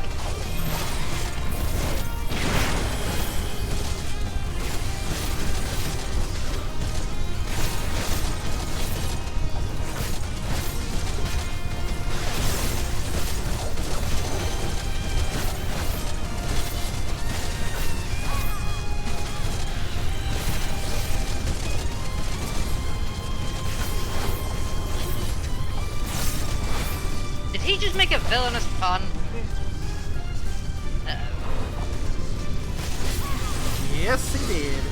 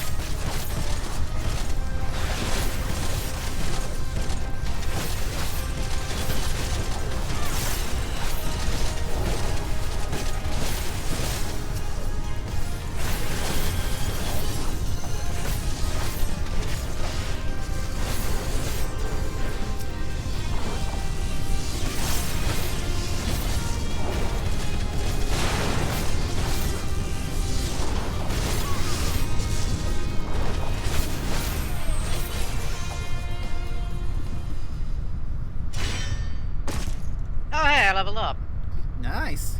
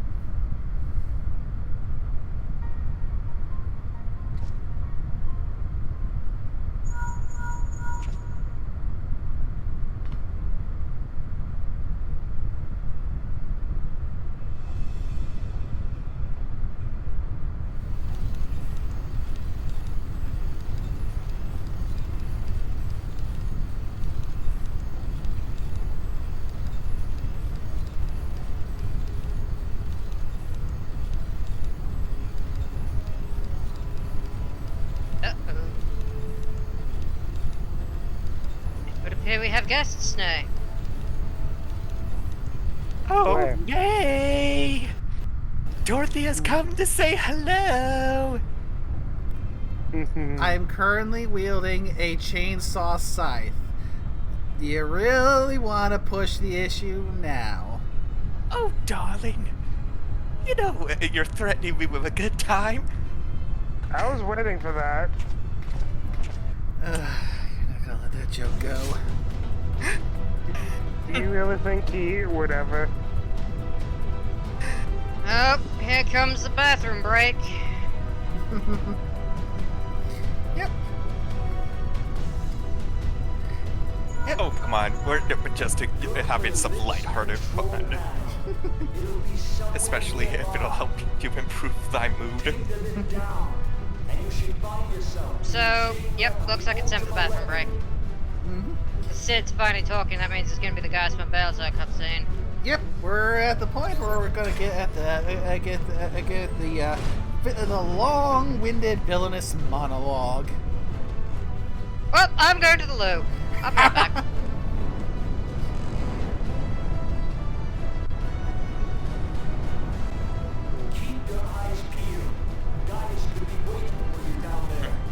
How much longer are you thinking of going?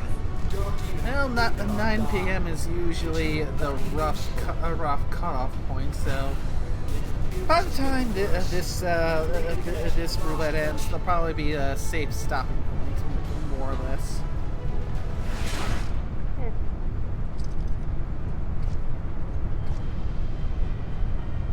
Tell me, for whom do you fight? That's fair.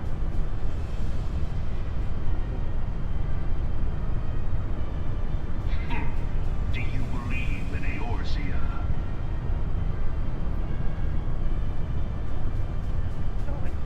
Have final Eorzea's unity is forged of falsehoods. Its city-states are built on deceit. And its Thinking of giving 14 a try? deception. No, I haven't. I just need to renew subscription. To believe in How far into it have you been? Because depending on where you're at, you might be able to play without the subscription. It's been ages.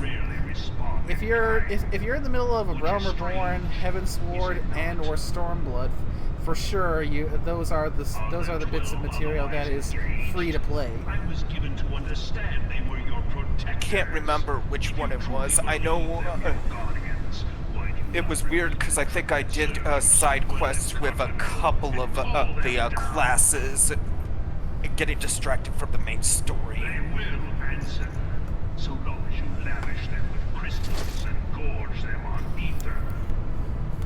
Yeah. Actually, maybe I just might try to open a game and see where I'm at. Oh wait. Yeah, worst case scenario, you can head to the Mog Station and see what you currently have registered to your account. Nor is this unknown to your masters. Because that's something that Final Fantasy XIV does that is so good, is that they've taken the older content and made it entirely free to play. So, then I was still playing it when a subscription was needed, because I know that they did a subscription thing based on how many characters you have. yeah, you still need a subscription for the most recent stuff. It's just for. Okay, I'm back. What, back? Yeah, It's gonna be nice to play Makito again. God damn. Oh, you were a Mikote? Yes, I was. It was the only one because I thought, oh, it's a kitty, or that it's like, it looks good. I'm gonna try it. Kitty girl or kitty boy? I think I went to kitty. But like I said, it's been so long, I'd have to open the game and see. I see. Are we even halfway through the cutscene? Yeah, he just turned on his gold armor, so we should be close to the end of it.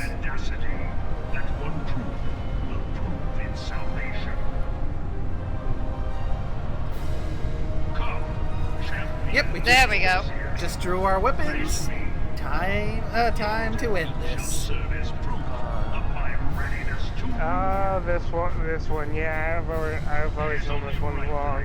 Before you ask, no, I don't play. I have a lot of friends that play. I'm just stubborn as hell. Well, like I said, bare minimum, the first 3 expansions are free to play, so you can if you can give it a try and play it without having to spend 1 penny. That's fair, but like I said, I have a lot of friends who play this game. I'm just stubborn as hell and be like, I will not submit. One of us. Give it a try, but it don't mean it don't work. For I know where you live, I will drive down to your house. Go ahead. When it feels like a good time.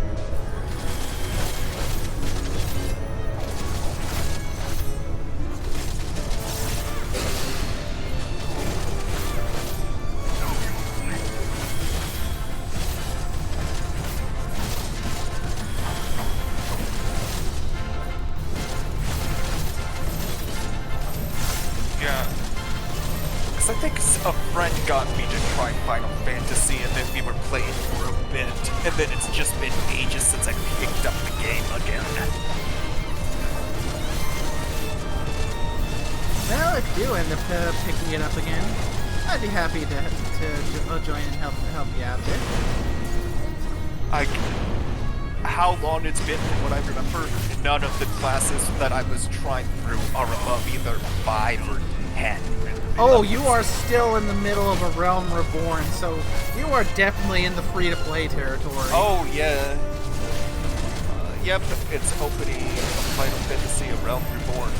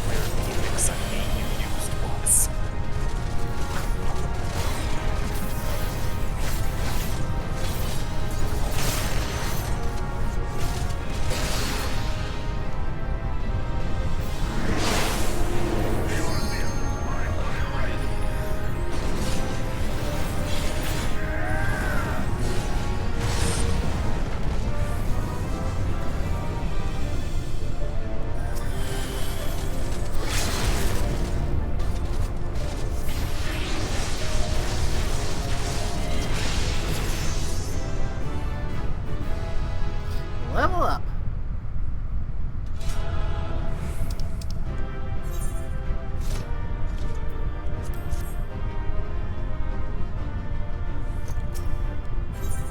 Gank that shit ass!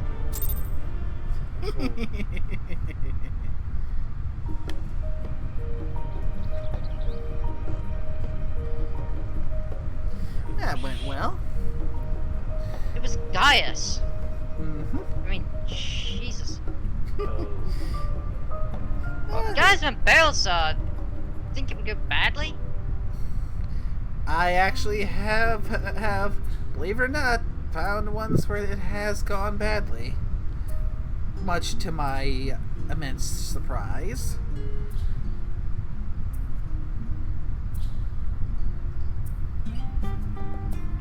Really now, nay. Yeah. Just those moments where security question. Just I'm just like, okay, we actually wiped on this. How the hell did that happen?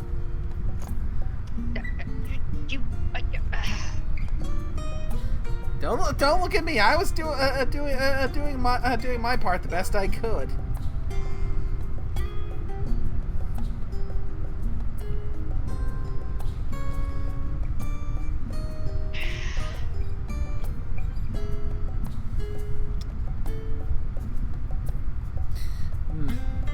might.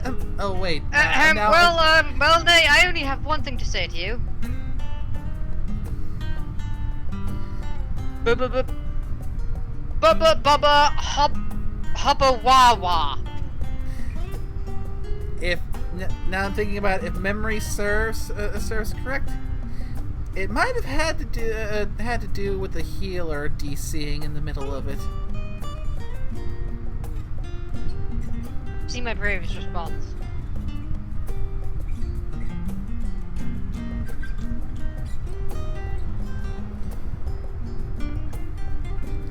But yeah, it's incredibly rare and unlikely, but there are just that so bit of just finely tuned coincidental sets of circumstances that could make it actually happen.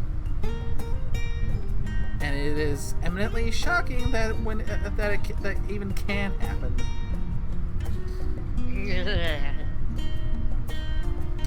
Thankfully, it has been a long, long time since that particular set of circumstances came together. Sounds horrifying. Yeah.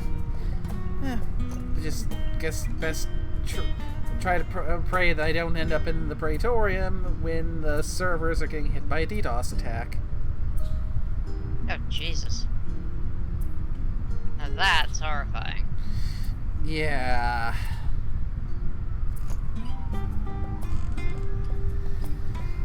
But with that said, this might be a good spot to wrap it up. We're just shy of 4 hours. In fact, by the time we finish talking, we'll have passed the 4-hour mark, so made some good progress tonight.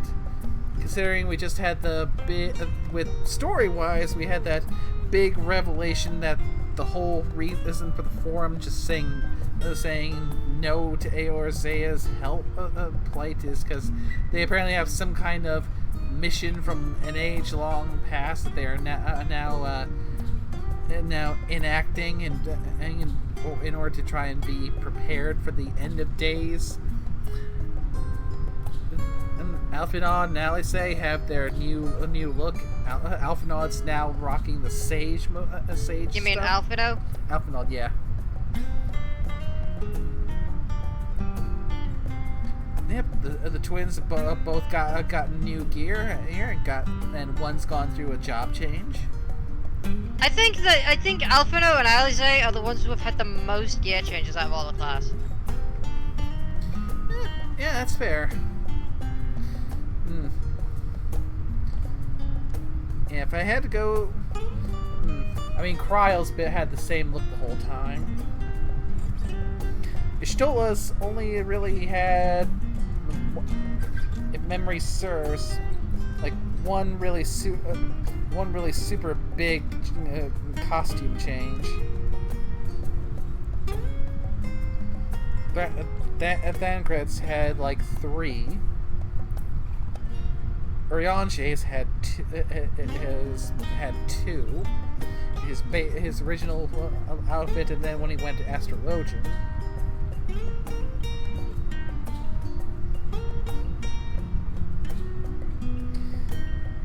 Estinians technically had 2.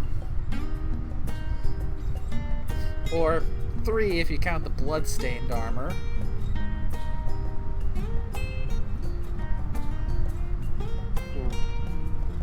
I don't count the bloodstained armor because that's actually that's technically just his regular armor just getting like dirty. Just being covered in the blood of Midgardsormr. Not Midgardsormr, what was his name? Nidhogg. Nidhogg, yeah. It's like I always think I never really thought of that as a as an actual change because it's still the same outfit. It's just covered in blood, so I don't really count it. Yeah. 50, like half count at most, if I'm being generous, but it's still technically a damaged version of the same set. Whereas I'm really more referring to personally as like absolute full-on outfit changes, like Alphinaud and Alizé have had. Yeah, those two definitely, yes, agreed. Definitely had the most changes. To be fair, though, they are in the entrance. They are the first they are the first like named characters, like first main characters you run into when you create a toon in Final Fantasy XIV, because you like, especially with Gridani, you literally run into them on the carriage. And on the carriage to Gridania, Aldar, or Lemza, I'm sure. Yep. Granted, you don't realize it at the time, but yeah, they are the first ones you ever come across, and though you don't get to interact with them until later, they were there at the start. Yep. And I'd like to comment on one more thing, but there is that kind of the unspoken rule for those who've gone through the 2.55 stuff to keep the events of 2.55 secret for sprouts who haven't seen it yet. Which was 2.55 against the era? Yeah, it was the final one for A Realm Reborn before we went to Heaven's Ward. The one where we had that very big, long series of cutscenes. Oh! Oh, yes! Yes. That one! Yes, That no, one. I know exactly that. No, yes, yes, no, we speak not of 2.55, yes. Yes, we do not. We do not speak of 2.55. We do not speak of 2.55. It is classified for sprouts. Yes. Until I know what it is. Mm-hmm. And they eventually will know themselves for what it is. But until they know what it is, they will not know what it is. Yes. Strict confidence. Very much so. Because it is 2.55. Yes. Well, with that, this is probably a good point to wrap things up.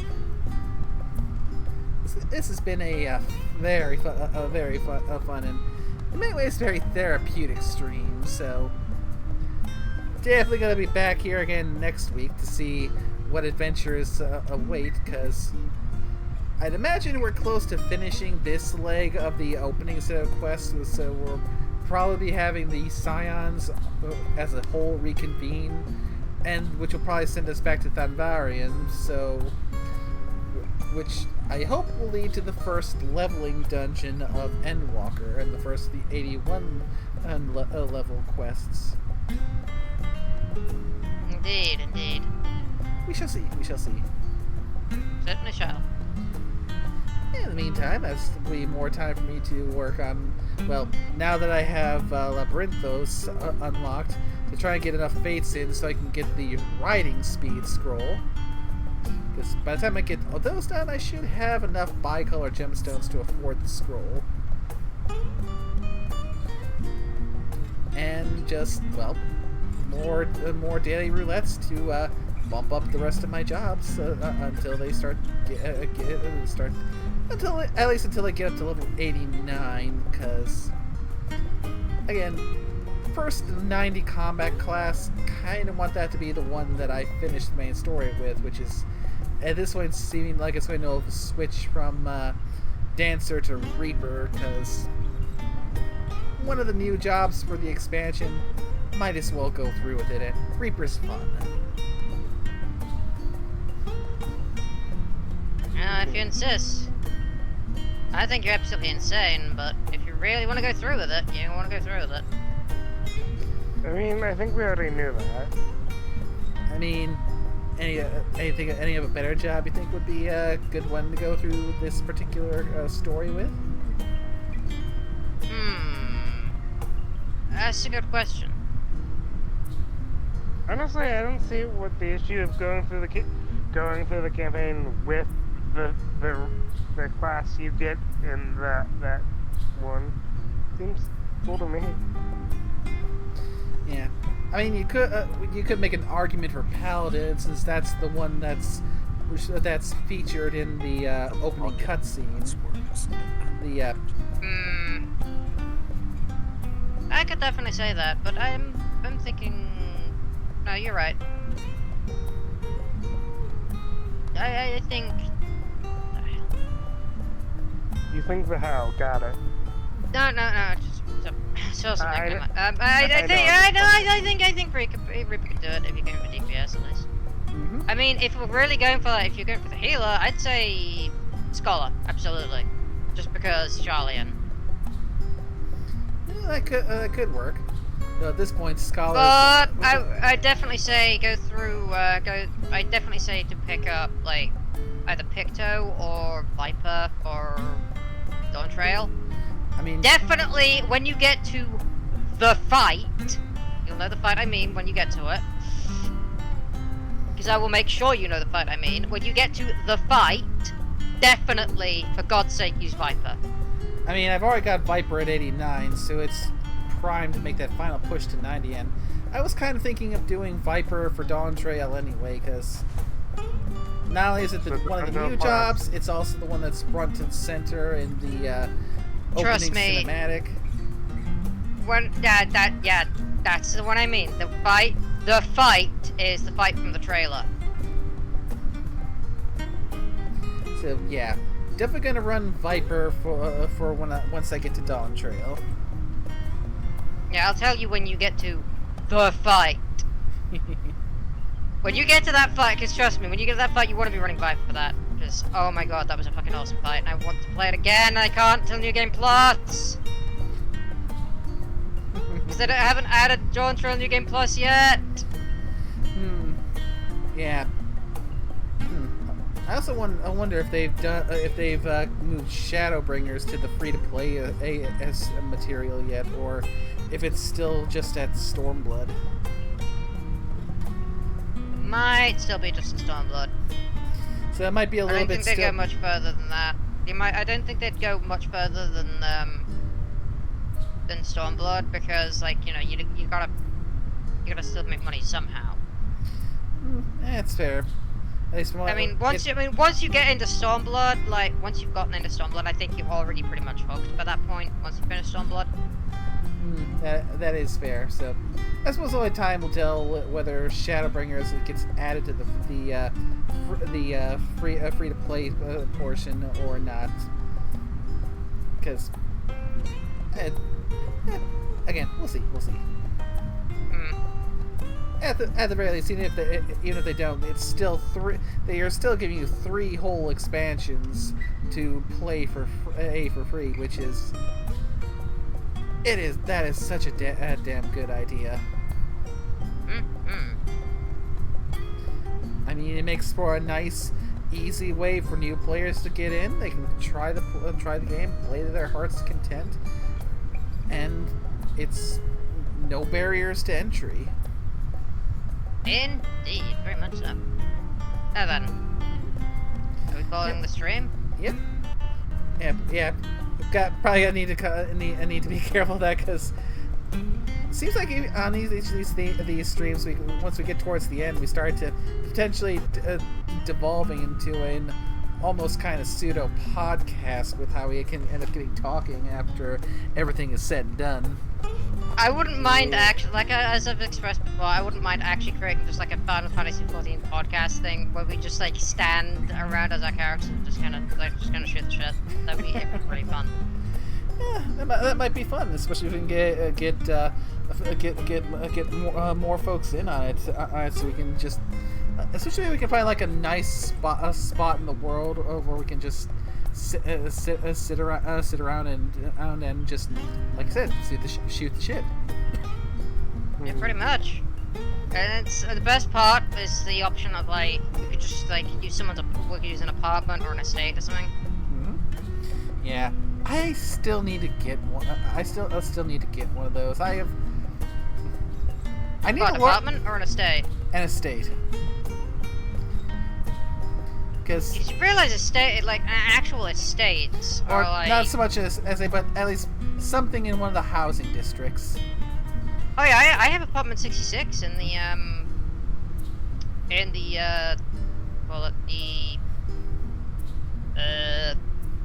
the Lavender Beds. Nice. Yeah. But yeah, I have apartment 66 in one of the wings of the Lavender Beds. Let me see.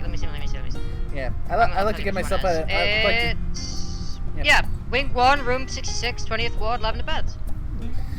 Yeah, me, I kind of like to get a full-blown house so I can just have the option to do the outdoor as well as the indoor decorating. Yeah, I mean, honestly, to be fair, I've only got like 398,000 gil right now. Yeah. And it costs a couple million to even enter the lottery for one of those things. Yeah. At one point, I need to start. Probably once I start getting to Dawn Trail, because I'll have by then I'll have full access to everything that I can potentially put on the market board. I'm going to start looking into ways to make money by selling stuff on the market board if I want to have the kind of gil in order to afford to get a house at one of the housing areas, as well as everything I need to furnish it. I forgot that. I think that's how cute to call it. Yeah. So, thank you, Stormy, for stopping by. It's been a pleasure, as always. Naturally. Oh, so much fun to be able to play a game I enjoy so much with friends. Absolutely. Yeah. Nickname Scorpio, thanks for stopping by as well. Well, definitely wasn't expecting you, but pleasure to have you. Yep. Yep. Thanks to Carl for the 100 bits and for the gift sub. And thank you to everyone who came by to watch. I hope you all had a wonderful time, and well, I most certainly did, and until next time, y'all take care now. Bye-bye!